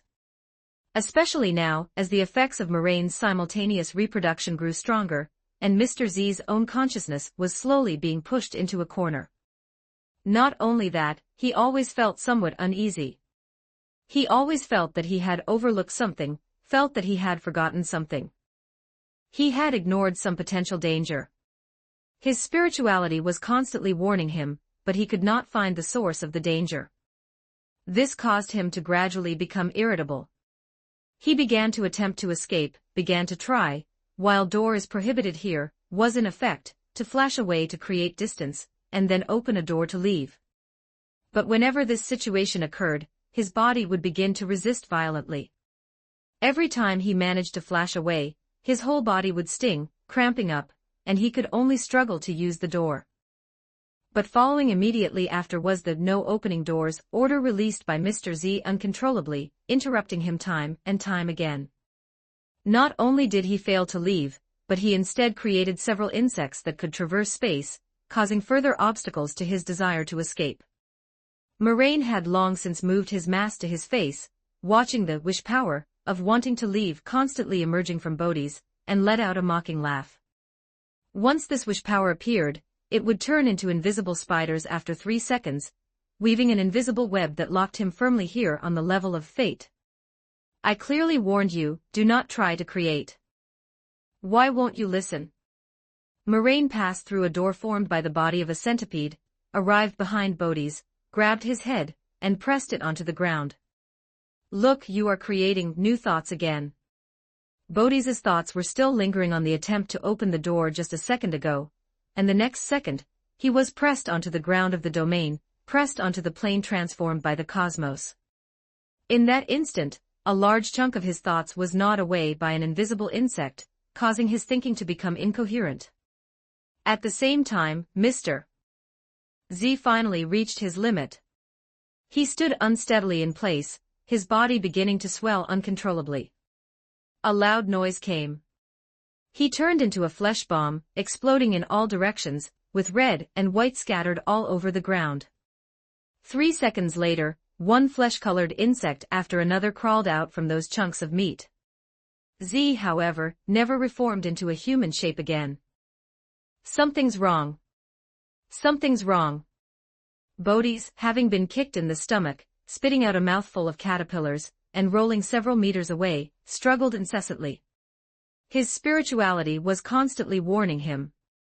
There must be some fatal danger hidden in the corner. There must be. He rolled on the ground several times, coincidentally rolling to the feet of Klein and Leonard. He struggled to lift his head, seeing the 2 Nighthawks staring fixedly at him, seeing the panic and disgust in their eyes. Are they afraid of me? But what is there about me now that is worth fearing? I have already. Suddenly, he saw Klein's eyes, and from those eyes, he saw himself as he was now. Under his skin, there were bulging things squirming. He struggled for a moment and discovered that his body was actually melting. What is going on? He pushed his body up with all his might. Moraine walked slowly to his side at this moment, stepping a foot onto his back. I should have warned you, right? Do not create or summon within my domain. And certainly do not split. Why won't you listen? His tone sounded very gentle, as if he were genuinely feeling sorry for Bodhi's. But Bodhi's only felt a chill of horror. I didn't. He subconsciously defended himself. Moraine interrupted his defense. Didn't you remind me to read more at the very beginning? Read more. Bodhi's finally remembered what he had forgotten. But it was already too late. He struggled, raised his hand, and crawled in the direction away from Moraine. But his body became weaker and weaker, weaker and weaker. I don't want to die. I don't want to die. Then just pretend it was a dream. After waking up, you won't remember anything. Moraine's gentle voice rang in his mind. His struggling movements became smaller and smaller, smaller and smaller. A dream. Bodhi's eyes slowly dimmed, and his facial features began to melt. His body finally collapsed, melting into a pool of blood, from which a large number of insects dotted with starlight crawled out. What a nightmare. Moraine's voice arrived belatedly. I told you to read more. He used his finger to pick up an insect dotted with starlight on its body, and stroked it gently. You must study hard in the future, too, he said in a gentle tone. Otherwise, it will be like today, despite knowing so much, you didn't think of anything. He smiled and tapped the head of the star worm. You don't think that your cells aren't dividing, right? Chapter 85. The Leonard of History rolls forward. It seems I will soon have my own messenger, Moraine said, looking at the star worm in his hand with a smile. The various insects created by the recent battle began to gather toward Moraine one by one. Among them, a few star worms that had split off from Bodhi's searched under the black cloak he had dropped on the ground and found a black pouch. Together, the worms carried the pouch, which was significantly larger than they were, and held it up before Moraine. Oh, I remember this, Moraine said, pleasantly surprised. He reached out, took the pouch, and weighed it in his hand. It was very light, about the same as a normal empty pouch. He opened the pouch and glanced inside. There were various gemstones and quite a few spirituality materials, some of common types and others that were rather rare. From the outside, it looked like it could only hold an adult man's palm, but in reality, it was the size of a two-bedroom apartment and could hold quite a lot of things. Traveler's bag, likely a grade 3 sealed artifact, had the effect of providing storage space. Looks like you have a home now, Moraine said to the insects. This way, he wouldn't have to worry about only being able to carry a few insects on him every time he went out. Well, the few he referred to was likely a 6-digit number. Come on, get in, Moraine said, opening the pouch and placing the opening on the ground, aiming it at the other insects. The insects surrounding Moraine immediately gathered, sorted themselves by species, formed several lines, and crawled inside one by one. This was created by Bodhi's using his secret sorcerer ability. Essentially, the pouch wasn't an item, but an entrance and exit. First, by relying on the space concealment ability, a region was distorted and isolated in the spirit world. Then, utilizing the characteristic that the spirit world overlaps with reality and is chaotic, so as long as one has the correct coordinates, one can arrive directly at the destination. The door to that hidden region was opened inside this pouch. The only troublesome part was that the effect of the Beyonder ability would slowly deteriorate over time, requiring it to be stabilized occasionally using the secret sorcerer ability. But that was fine. With the star worms present, they could mend the space within the spirit world and the connection between the spirit world and the pouch themselves, without Moraine needing to worry about it at all. Come to think of it, Moraine remembered that Bodhi's possessed a grade 0 sealed artifact, the Box of the Outer Deity.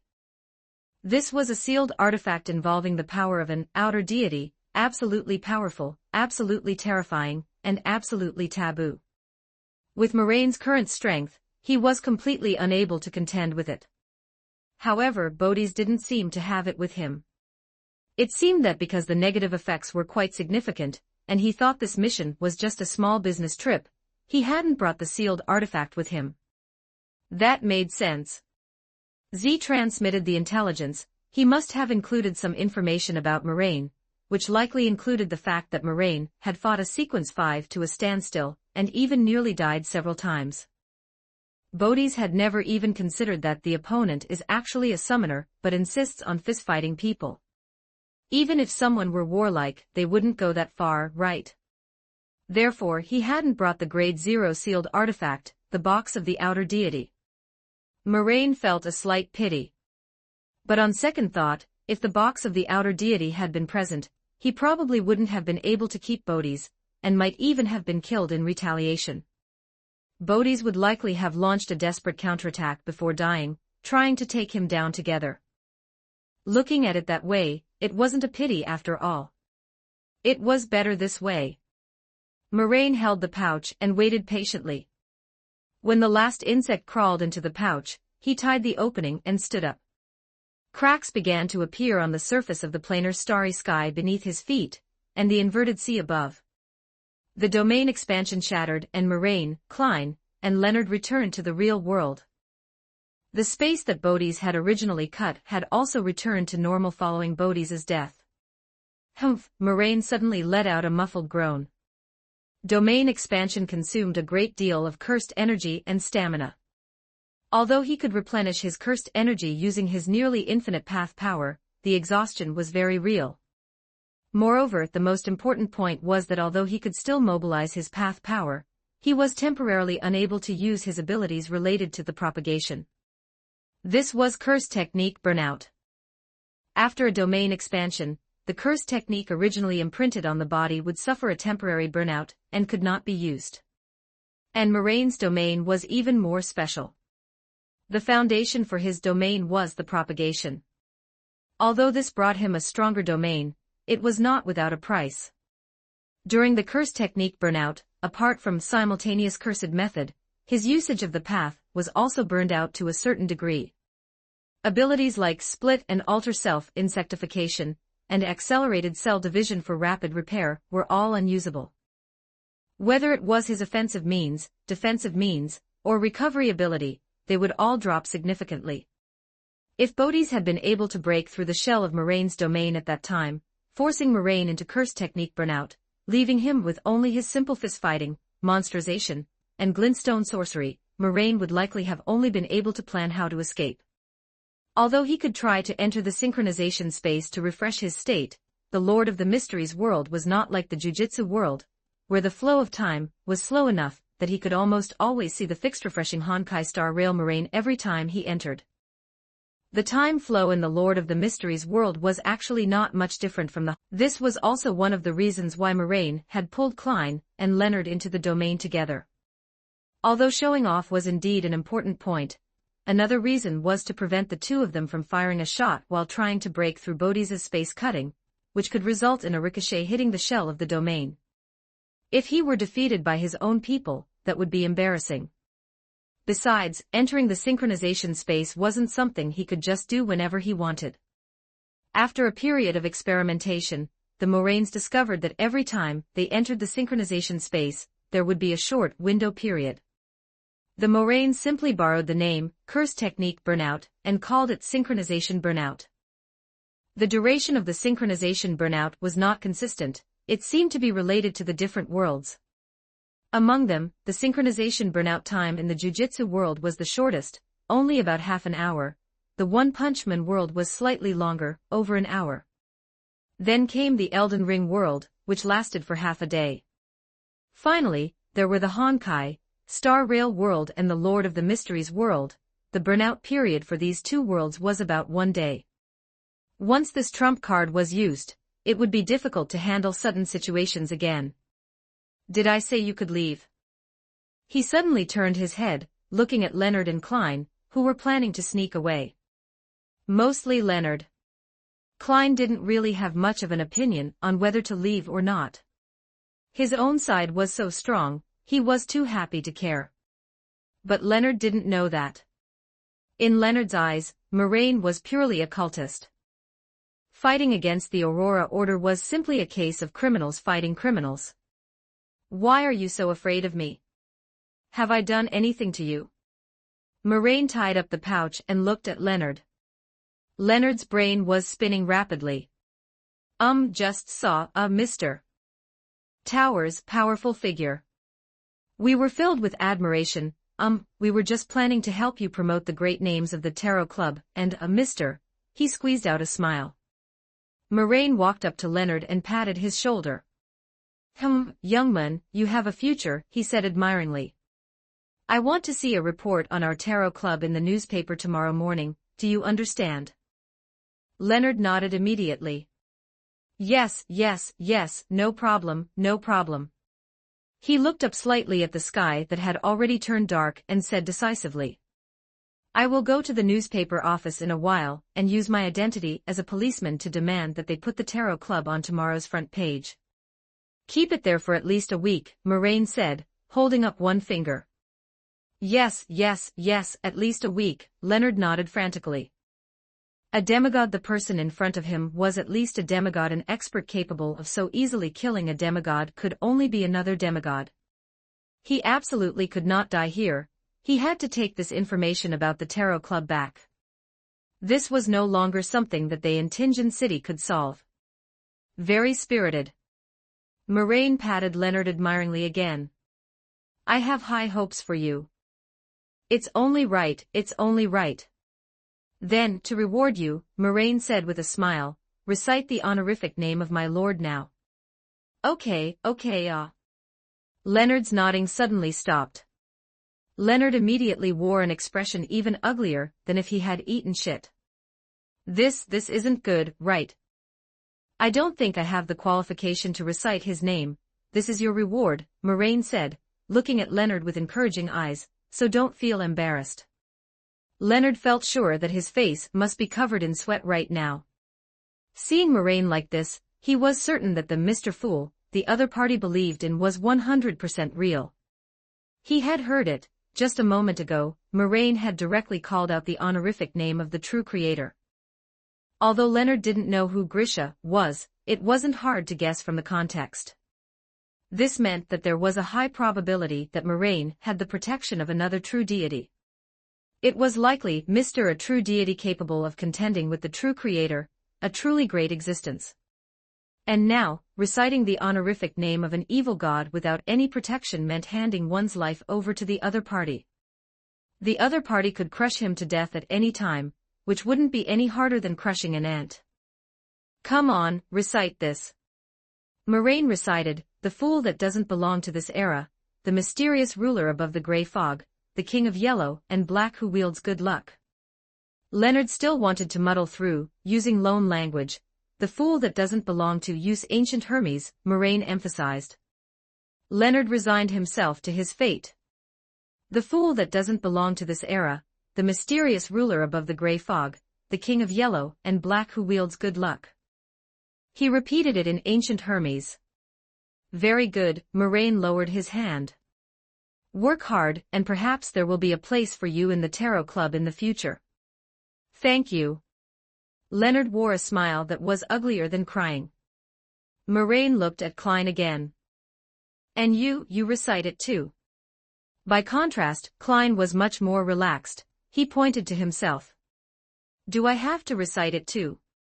Very good, Moraine nodded with an inscrutable expression and said to Leonard, I allow you to report matters regarding me to the Evernight goddess, but only limited to me personally. As for other things, what should be said and what should not be said, you should know in your hearts. Remember, Moraine glanced at Klein and said to Leonard, the great Mr. Fool will be watching you. Following the successive deaths of Mr. Z and Bodhi's, and their spirits being devoured by Moraine's swarm of insects, Moraine also discovered some problems. This domain expansion was actually somewhat inflated. First was Mr. Z's decree, reality in this place is weakened, spirit world is strengthened. Whether the spirit world was strengthened or not had no impact on Moraine. The main point was the weakened reality. This allowed him to better cover the innate domain, in his heart onto reality. Secondly, it was Mr. Z's act of cutting space. Z had cut this space off mainly to ensure that the 3 people present would not escape, and also to avoid the commotion of the battle being too loud, attracting the attention of the local Nighthawks, mandated punishers, and machinery hive mind. And this could be considered as Moraine benefiting. Just like Fushiguro Megumi's incomplete domain required the help of a cave, gymnasium, or the squeezing of another domain to be used, Moraine, who was expanding a domain for the first time, was equally unskilled and only successfully opened the domain under the squeezing of this space. Moraine did not believe in coincidences, especially not in a world where fate truly existed. He glanced at the 2 Nighthawks present and smiled. If Bodhi's cause of death was because he failed to run away the first time he saw him, it was better to say that he was simply too unlucky. Not only did he provide the conditions for Moraine to expand his domain, but he also lost the opportunity to escape the domain several times because of Mr. He was right. A simple domain could not trap him. If it weren't for Mr. Z, or if he had directly dealt with Mr. Z at the very beginning, he would have been able to leave the domain long ago.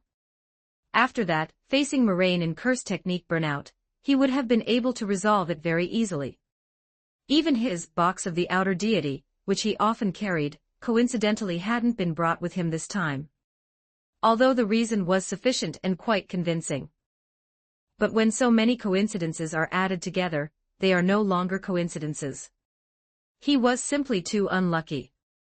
And if we talk about who in this world represents misfortune the most, finally, Moraine's gaze fixed on Leonard. It seems that even though he stopped halfway through the recitation, the Evernight Express still went through. The Empress of Misfortune and Terror heard his prayer. Then, the outcome of this battle already explained the goddess's attitude. If Moraine had let the two of them go, it would mean the goddess was giving him a warning. If Moraine had killed one and let one go, it would mean the goddess's attitude toward him was to turn a blind eye. And now, with Moraine eliminating both Bodhi's and Mr. Z, this meant that the goddess had shown friendliness toward him. The general meaning should be, stop with those messy experiments of yours. We don't care if you kill cultists, but don't spread the names of the outer deities again. That's about it. You aren't stopping us from reporting to the Evernight goddess. Leonard was stunned for a moment. What did this mean? Moraine looked at Leonard, his expression like he was looking at an idiot. I just praised you for being smart. Leonard immediately fell into a brainstorm. He could report to the goddess. There were only two possibilities. One, he completely disregarded the goddess, which, judging by his daring to directly call out the true creator's true name, did not seem impossible. But there was another possibility. Combined with his consistently friendly attitude toward himself and Klein, Leonard felt the second possibility had a higher probability. That was, Mr. Fool was likely one of the Evernight goddess's allies, perhaps some ancient existence that had awakened, who was an ally of the goddess in ancient times, or perhaps simply an avatar of some orthodox deity. Then, Moraine's request had a deeper meaning. Such an important matter had fallen upon his shoulders, making him a witness to history. He was indeed the protagonist of the era. Rest assured, leave it to me. Leonard patted his chest, indicating that he would take Moraine's request to heart. The gears of the era began to turn, and the Leonard of history rolled forward. 86 Chapter 86 The 2. Fifth Blasphemous Tablet of the Tarot Society Chapter 86, The 2. Fifth Blasphemy Slate of the Tarot Club. Chapter 86, The 2. Fifth Blasphemy Slate of the Tarot Club. Backland, Empress Borough, inside the luxurious villa of the Hall family. The door to the piano room was opened from the outside. As the door creaked open just a crack, a large golden retriever, with a rolled-up newspaper in its mouth, squeezed in, and deftly used its hind leg to close the door behind it. The melodious tune slowly faded away. Audrey, sitting on the piano bench, stopped playing and turned her head to look at Susie, who had just entered the room. Audrey, I've brought today's newspaper in for you. Susie placed the newspaper on the floor by Audrey's feet, opened her mouth, and used her spirituality to vibrate the air to speak. Oh, thank you, Susie. Audrey bent down to pick up the newspaper. Did you go to play with that little butterfly again? Susie wagged her tail happily. I finally taught her how to say the word friend. You've been teaching her for half a month. It seems that even among Beyonder creatures, the speed of learning is different. Audrey opened the newspaper with a knowing look. Perhaps it's because her head is a bit small, Susie replied thoughtfully. I've heard that humans believe the size of the brain affects a creature's intelligence. But I don't know for sure, after all, I'm just a dog. She looked around and noticed a blank notebook bound in exquisite light brown parchment lying quietly open on a table not far away. To its right sat a fountain pen with a golden tip, and a body inlaid with red gemstones. This was the preparation Audrey had made to transcribe the formula immediately after leaving the Tarot Club to avoid forgetting it. In the previous few Tarot Club gatherings, Audrey had ordered the potion formulas for telepathist and psychiatrist from Mr. Tower's asking price was 1 horn of a deer-headed beastman, and 100 milliliters of blood from a deer-headed beastman. Among them, the formula for Sequence 8 telepathist was a bonus for the Sequence 7 psychiatrist formula. There were still more than 10 minutes until the Tarot Club gathering, so with nothing better to do, Audrey simply opened the newspaper and took a glance. With just that one glance, Audrey was immediately drawn to the headline of the Lone Daily. New terrorist organization, Tarot Club emerges. Tarot Club. Terrorist organization. Audrey quickly opened the newspaper and read it carefully. Recently, a small number of cult propagation incidents occurred in Tinjin City, Lone Kingdom. In this incident, 2 Aurora Order cultists claiming to be a messenger of God and a saint were killed on the scene. The newly emerged cult organization, the Tarot Club, has claimed responsibility for this matter. Citizens, please do not panic.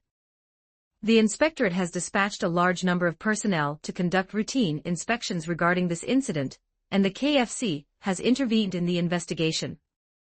The following is the detailed report, Messenger of God. Audrey was not a novice who hadn't come into contact with the Beyonder world. At the Tarot Club, she had gained a certain degree of understanding of the Aurora Order. She knew that the messengers of God of the Aurora Order were mostly mid-sequence powerhouses of Sequence 5, while Saint, in mysticism, referred to true demigods. Audrey looked at the newspaper, her eyes growing brighter and brighter. She automatically ignored descriptions like cult propagation, and focused more of her attention on the fact that a Tarot Club member killed an Aurora Order demigod. I didn't expect our Tarot Club to be this powerful, actually being able to kill an Aurora Order demigod. The person at the scene identified himself as Mr. Was it really Mr. Tower who did it? He successfully killed 2 Aurora Order members. Father and mother have likely already seen this newspaper, Audrey thought to herself. But they would never guess that their own daughter is also a member of this secret gathering capable of killing a demigod, and that she is justice. Audrey's heart was filled with a sense of pride, feeling as if she, too, had become a big shot behind the scenes. On the wall, the minute hand of the wall clock continued to tick forward, and soon it reached 2:55. Meanwhile, above the gray fog. Moraine opened his eyes and found himself above the gray fog, with a high-backed chair behind him. On the back of the chair was printed a pattern that looked like the elytra of an insect. "Why did you pull me up so early today?" He looked at Klein and saw that Klein seemed to have something to say but was hesitating. "What's up? If you have something to say, just say it." Moraine found it a bit funny. "Well, it's like this." Klein coughed lightly. "It's about what happened last night." "What is it?" "Fool going to send down divine punishment for my blasphemous actions." Moraine rested his head on one hand and looked at Klein. "Oh, of course not." Klein shook his head. "How could you think that? We are such good friends, we're so familiar with each other now. I wouldn't mind you using my name to do something." Moraine immediately extended a finger and pointed at Klein. "Nothing good comes of unsolicited flattery. Speak, what is it you want to ask of me?" "Oh, you so right through me." Klein clapped his hands. "You're so smart." Moraine waved his hand, signaling him to continue. "It's just," Klein weighed his words carefully. "It's about that domain expansion from before. You were chanting in Chinese at the time, right?" "I heard it." "So, this doesn't seem like a Beyonder ability granted by a potion, does it?" "Of course, it's possible I guessed wrong." Klein looked at Moraine. After returning last night, he had immediately performed divination to see if this was an ability unique to a certain Beyonder pathway. The answer he received was, no. Therefore, Klein immediately made the judgment that this was perhaps like ritual magic or divination, a Beyonder ability, that even if one wasn't a Beyonder of a specific pathway, one could potentially learn if they were willing to study it.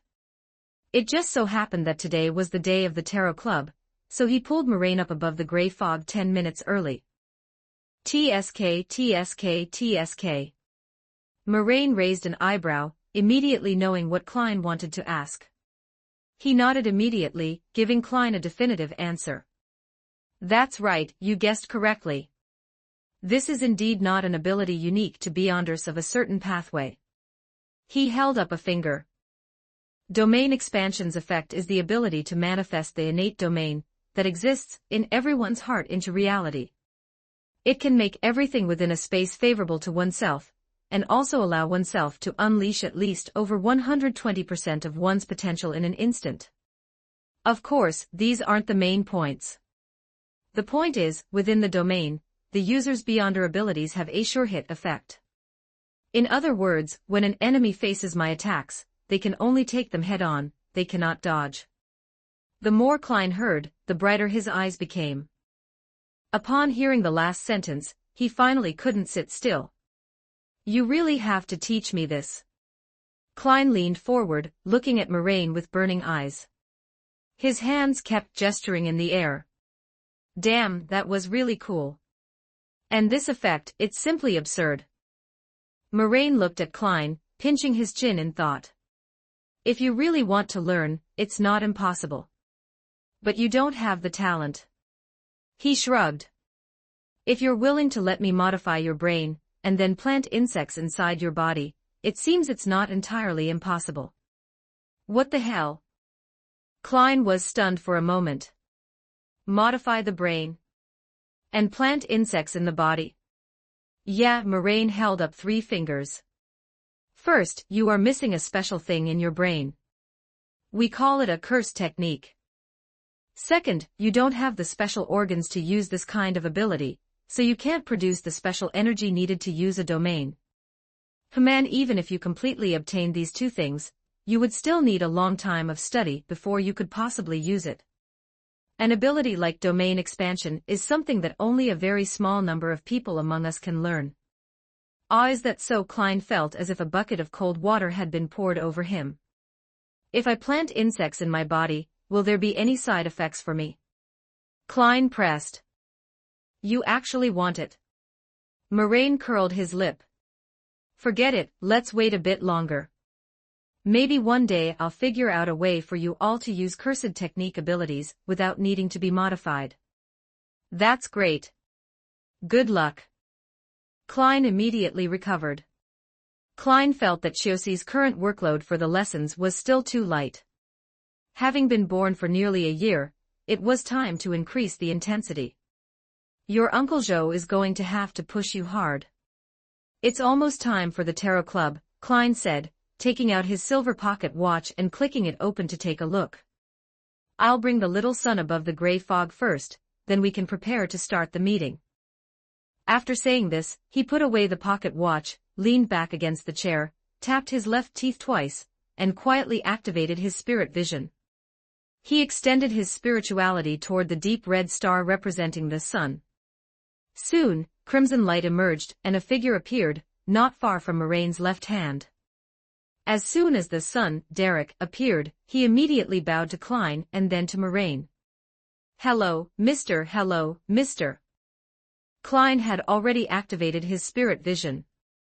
Seeing that the mottled colors deep within the sun's ether body had become pure, like the morning light, he smiled and said, Congratulations, Mr. At the same time, he also noticed that the brilliant stars behind the high-backed chair the other party sat in were moving rapidly, reorganizing into the symbol representing the sun. Thank you, Mr. Fool, Derek replied immediately.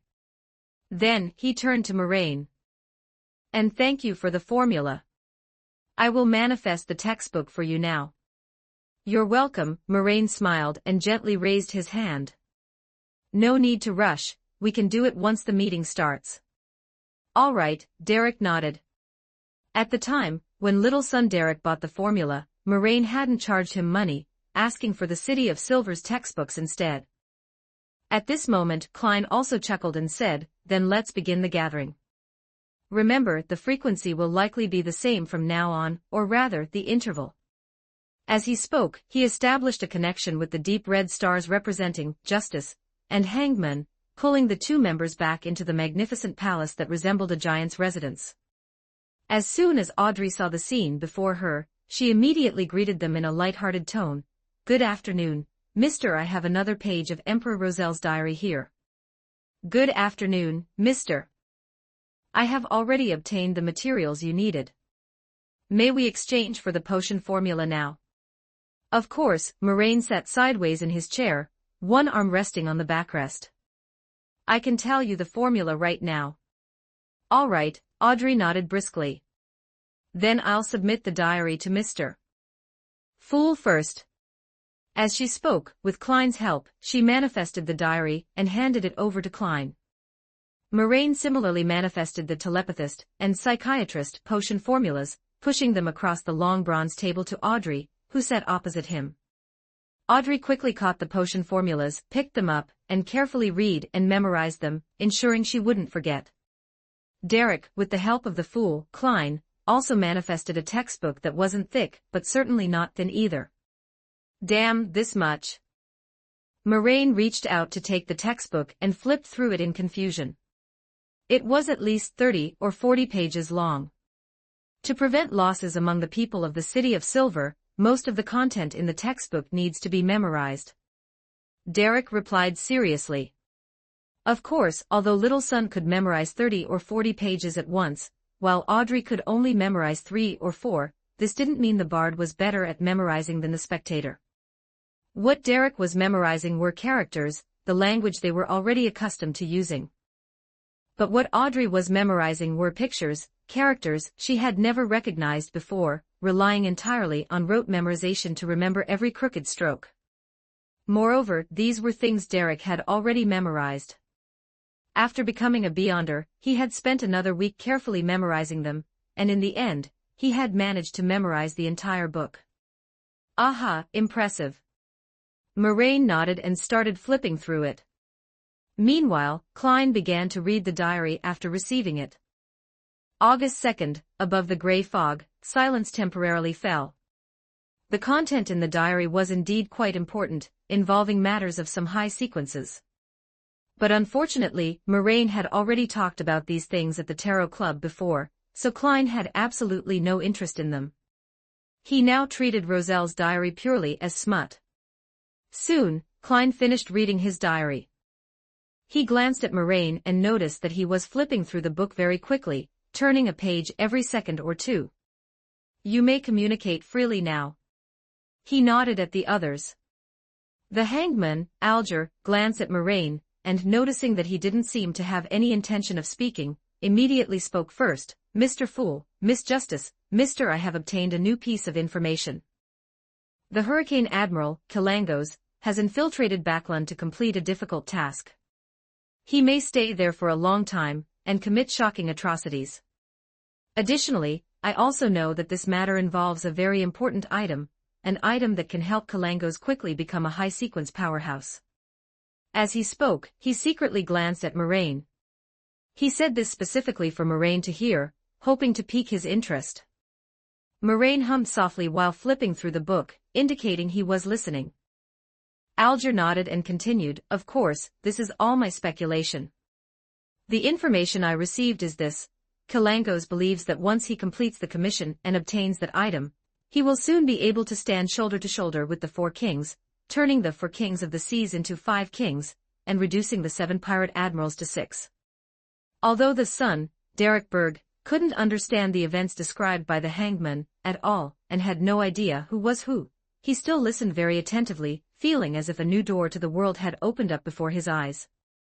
The sea, there was actually a legendary sea outside the forsaken land of the gods. Derek muttered in his heart. Hangman, Miss Justice, this was very important information that could be exchanged for valuable items or equally important information. They actually just said it out loud. They seem to lack understanding of this matter, and lack the necessary common sense. Maybe I should remind them. After finishing, Alger turned to look at Moraine. Tower, are you interested? I remember you have a family. If it's a family, there should be family members who need to gain experience. You might not look highly upon a demigod-level item, but your descendants might need it. Moraine gently closed the book in his hand and nodded.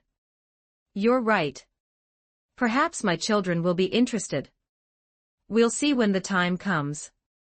However, I have a rough guess about the item you mentioned. He looked at Alger. You don't need to try to pique my interest. I can guess what he will obtain. Just a blasphemy card, that's probably it. Moraine said with a completely indifferent attitude. A blasphemy card, just that. Alger felt somewhat uncomfortable in his heart. This thing that he had been pursuing all along was, in Mr. Tower's eyes, just a mere. But soon, Moraine tapped the table, attracting Alger's attention. You don't need to envy him either. Moraine looked around at the others and said to the other members, a blasphemy card is nothing more than a record of a divine pathway. What's there to envy about that?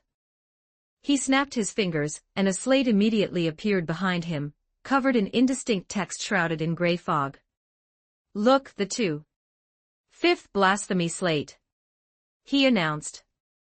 Chapter 87 Messenger the Blasphemy Slate.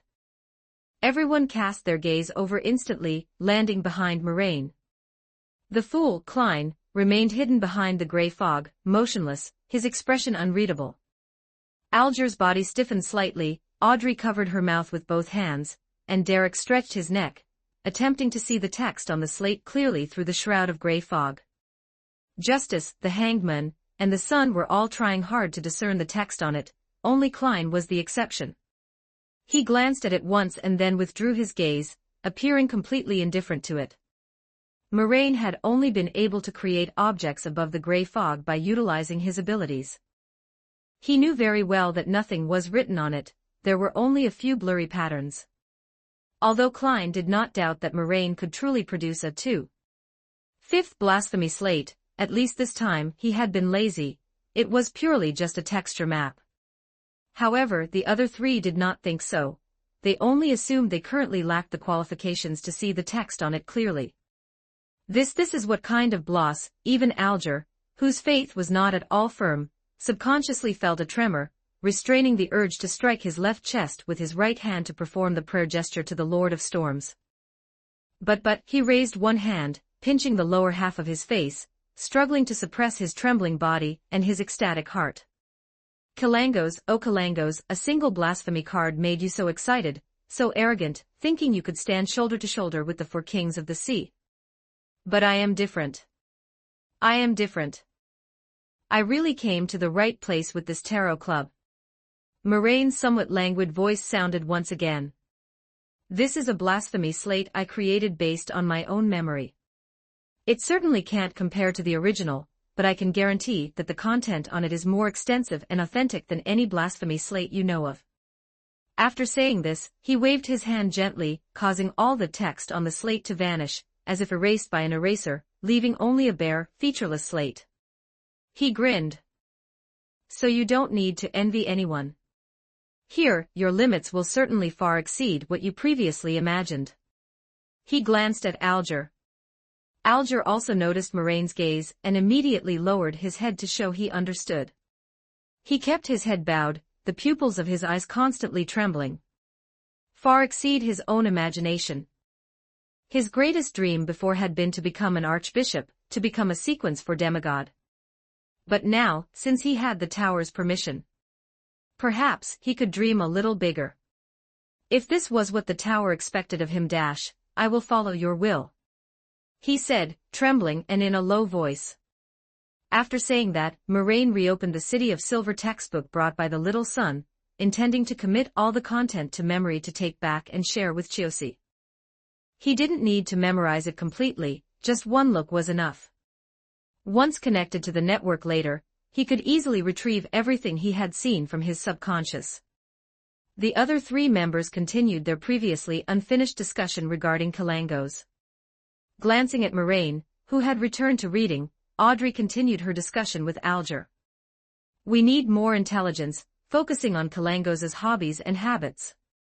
Hangman, Alger forced himself to withdraw his gaze from the slate, which no longer had any text, and said while recalling, he really likes eating fish, especially fish from the ocean, sliced and eaten raw. Audrey committed each piece of information to memory, using her spectator ability to outline and flesh out the character named Kalangos in her mind, creating a profile of him. I hope we can succeed. Pleasure working with you. After listening quietly, she said with a faint smile. "Pleasure working with you," Alger replied, willing to trust this Miss Justice, who had significant influence in Backland. The three began to discuss other matters. At first, the discussion was mainly between Audrey and Alger because Derek, who was sealed in the forsaken land of the gods, knew nothing about the topics they were discussing. It was only when they chatted about Kalangos possessing a Beyonder item named Creeping Hunger, and learned of the item's effects that he suddenly reacted, exposing Kalangos's bottom line and revealing the pathway that this Beyonder item belonged to. Soon, the three's discussion turned to various Beyonder creatures. This was now in Derek's comfort zone. Although Moraine had reminded them that the Beyonder creatures in the forsaken land of the gods were likely quite different from those in the outside world, they were still deeply engrossed in the discussion. Knowing a bit more was never a bad thing. What if there were commonalities? Klein, hidden behind the grayish-white fog, watched the group below with a relaxed posture, observing them as they occasionally took what they thought were stealthy glances at the wordless heavenly book behind Moraine, listening to their exchange, and hearing them discuss everything from Kalangos to the characteristics of various monsters. Klein couldn't help but feel a bit amused. Old Mo has a bit of a twisted sense of humor, fooling them like this with a slate that has nothing on it. Unlike him, at this moment, Audrey suddenly realized a problem. In previous trades, her transactions with Moraine were mainly cash payments, so she could just transfer to an anonymous account, requiring no contact between her and Moraine. Although the bank was owned by her family, she would not proactively investigate Mr. Tower's identity. But delivering items this time was different. This trade was a barter. She couldn't deposit this thing into the bank. Tower, Audrey raised her hand slightly to signal, "May I ask how I should transfer the items we traded for this time to you?" Klein also looked at Moraine at the same time. He wanted to ask this question as well. He wanted to borrow some ideas from Moraine. "Oh, that's simple," Moraine lifted his head from the book, nodded with a smile, "You can summon my messenger." He thought for a moment, however, "This might cause your information to be exposed to me, so if you mind, you can also pay to hire someone else to help you summon it." "I don't mind my messenger being exposed to others." He originally intended to help Klein create the Fool Express in advance, but now that he had other methods, he would just let nature take its course. He was too lazy to do anything too troublesome. Having killed a secret sorcerer earlier, he decided to use the star worm raised by the secret sorcerer as a messenger. The previous bodies had already been dismantled by him into individual star worms, and earlier today, Moraine had made them devour each other, concentrating the Beyonder characteristic into one of the star worms, and fed it into Moraine's blood, making her the mother worm of the star worms. After that, he had her reproduce the rest of the bug offspring that she had consumed. This was something Moraine had learned from his self in the Honkai, Star Rail world. This allowed them to join Moraine's swarm, even transcending the category of star worm, with their appearances even mutating. They now looked like something between a worm and a centipede, with various colors. Some were translucent, and their skin surfaces were dotted with stars. Moraine called them wandering star vermin. And acting as the messenger was the largest wandering star mother worm. Of course, she wouldn't deliver the mail herself, but as a sequence for herself, with the help of Moraine and the status of the mask, she could already receive prayers like a sequence 3. The range for a typical sequence 3 to respond to prayers was about the size of a city. The wandering star's range was much larger. The range she could respond to prayers was the entire area covered by the swarm network.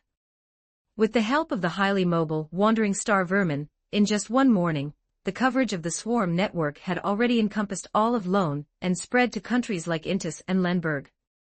By then, she would dispatch her own vermin to collect and deliver letters. Messenger. Audrey felt it was very novel. So curious.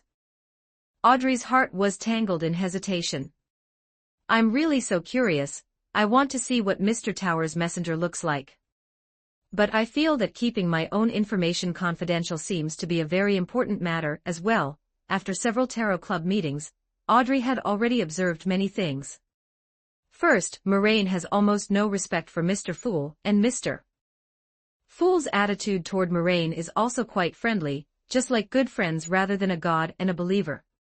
Second, Mr. Tower really knows a lot. All kinds of secret beyonder knowledge just rolls off his tongue, but regarding matters of the real world, aside from some common sense, he actually knows very little.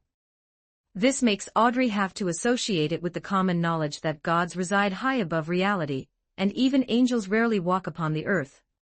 Added to that is the report seen in the newspaper today about Mr. Tower killing a demigod.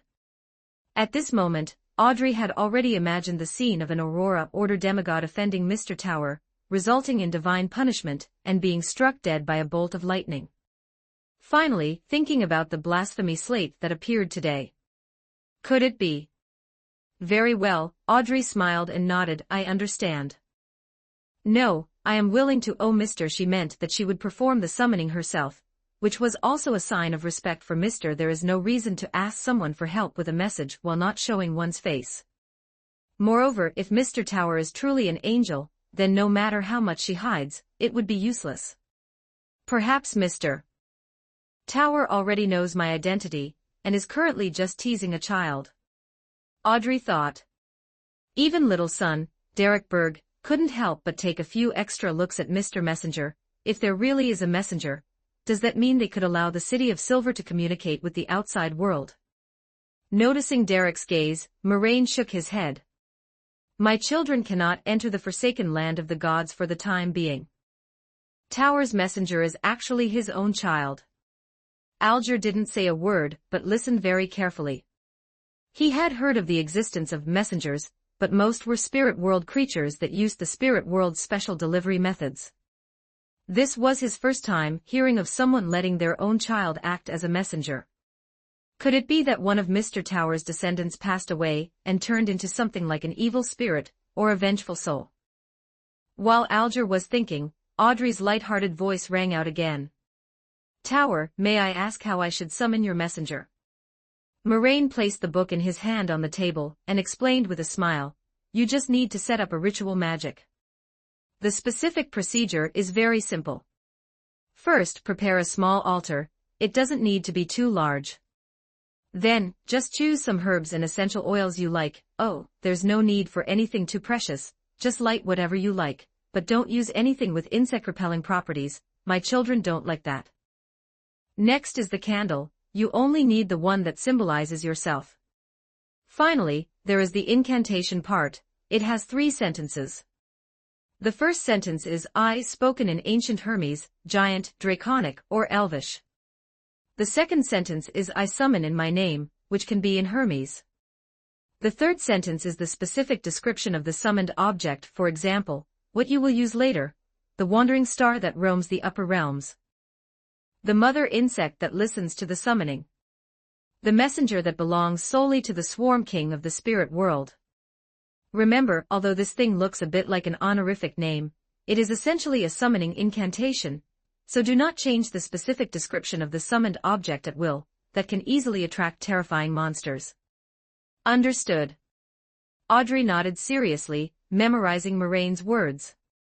Meanwhile, Alger was secretly analyzing in his heart. Swarm King of the Spirit World, is this Mr. Tower's name? It doesn't quite look like a true name. But that makes sense, true names have long lost their meaning for existences of their level, yet calling out a true name directly is a great disrespect. Alger analyzed the information that could be gleaned from this summoning ritual. Swarm King, no one dictates that a great existence must be human, that has always been humanity's wishful thinking. Perhaps Mr. Tower is not human at all, but an insect angel, or even an insect god. Insect in the future, I must avoid using insect to insult others in front of Mr. Tower, anything similar is off limits. I can start building the habit today of replacing all insulting vocabulary with curly-haired baboon. He didn't feel that his current speculation about Mr. Tower was offensive. After all, Mr. Tower said it directly, so he must not care about the exposure of that information. But if he dared not analyze it now and misunderstood the will of a superior in the future, his path of advancement would be difficult. He was an orphan, and a half-elf who was ostracized by the church. And in the church orphanage where he used to live, that priest was an even more short-tempered storm believer. This caused him to be isolated throughout the Church of Storms, bullied from childhood. It was only because he exercised since he was young that later on, not many people dared to lay a hand on him. He snuck a glance at the blasphemy slate behind Moraine and secretly made up his mind. To become a saint, to become an archbishop, this had once been his dream. But now, he would make sure no one dared to bully him ever again. He would climb step by step to the very top. He would become an angel under the fool, or Mr. a true angel. Oh right, Moraine added. Even when you don't need to deliver a message to me, you can still summon her. Handing her some matters that do not exceed sequence 5 should not be a problem. As for the reward, you can discuss it with her yourself. If you build a good relationship with her, she probably won't refuse most requests. The one responding to the summon won't be her true body, so you don't need to worry about her not being able to come. Consider this a benefit for the members of the Tarot Club, he said with a smile, then glanced at the fool. Klein, you have a share too. Alger, Audrey and Derek all smiled, feeling it was very interesting. They felt this was the great Mr. Tower joking with the great Mr. How could a true god need a helper of sequence 5? Only Klein knew. He really did need it. He needed it too much. The great Mr. Fool hadn't even completed the assessment for advancing to sequence 8 today. You mentioned building a good relationship with her, so may I ask what her preferences are? Audrey asked. Moraine thought for a moment. That child quite likes listening to stories, especially adventure stories. So, when you have free time, if you are willing, you can also summon her to tell her stories and chat. Perhaps it was because she was somewhat like a creature born from the Beyonder characteristic of the secret sorcerer bodies, and the preceding Beyonder characteristics included scribe and traveler, which caused the star worm to have a strong interest in recording and traveling. Usually, when she has nothing to do, she likes to run around in the spirit world, or watch the outside world through the swarm network. Audrey nodded, lost in thought. She likes listening to stories. That doesn't seem difficult. She knew a quite famous novel author. If she used gold pounds to whip furs, perhaps she could drop quite a few novel manuscripts not found on the market. This should be what Roselle the Great mentioned, killing monsters to drop materials. After chatting for a while longer, Klein saw that it was about time. He tapped the table, and when everyone looked at him, he smiled and said, "Let's end here for today." As you wish. Moraine remained in his seat, while Justice, Audrey, Hangman, Alger, and son Derek all stood up simultaneously. After cutting off the connection with the members one by one, Klein also quickly fell into the gray fog, leaving that mysterious space. Don't forget to like and subscribe to Novels Wonderland.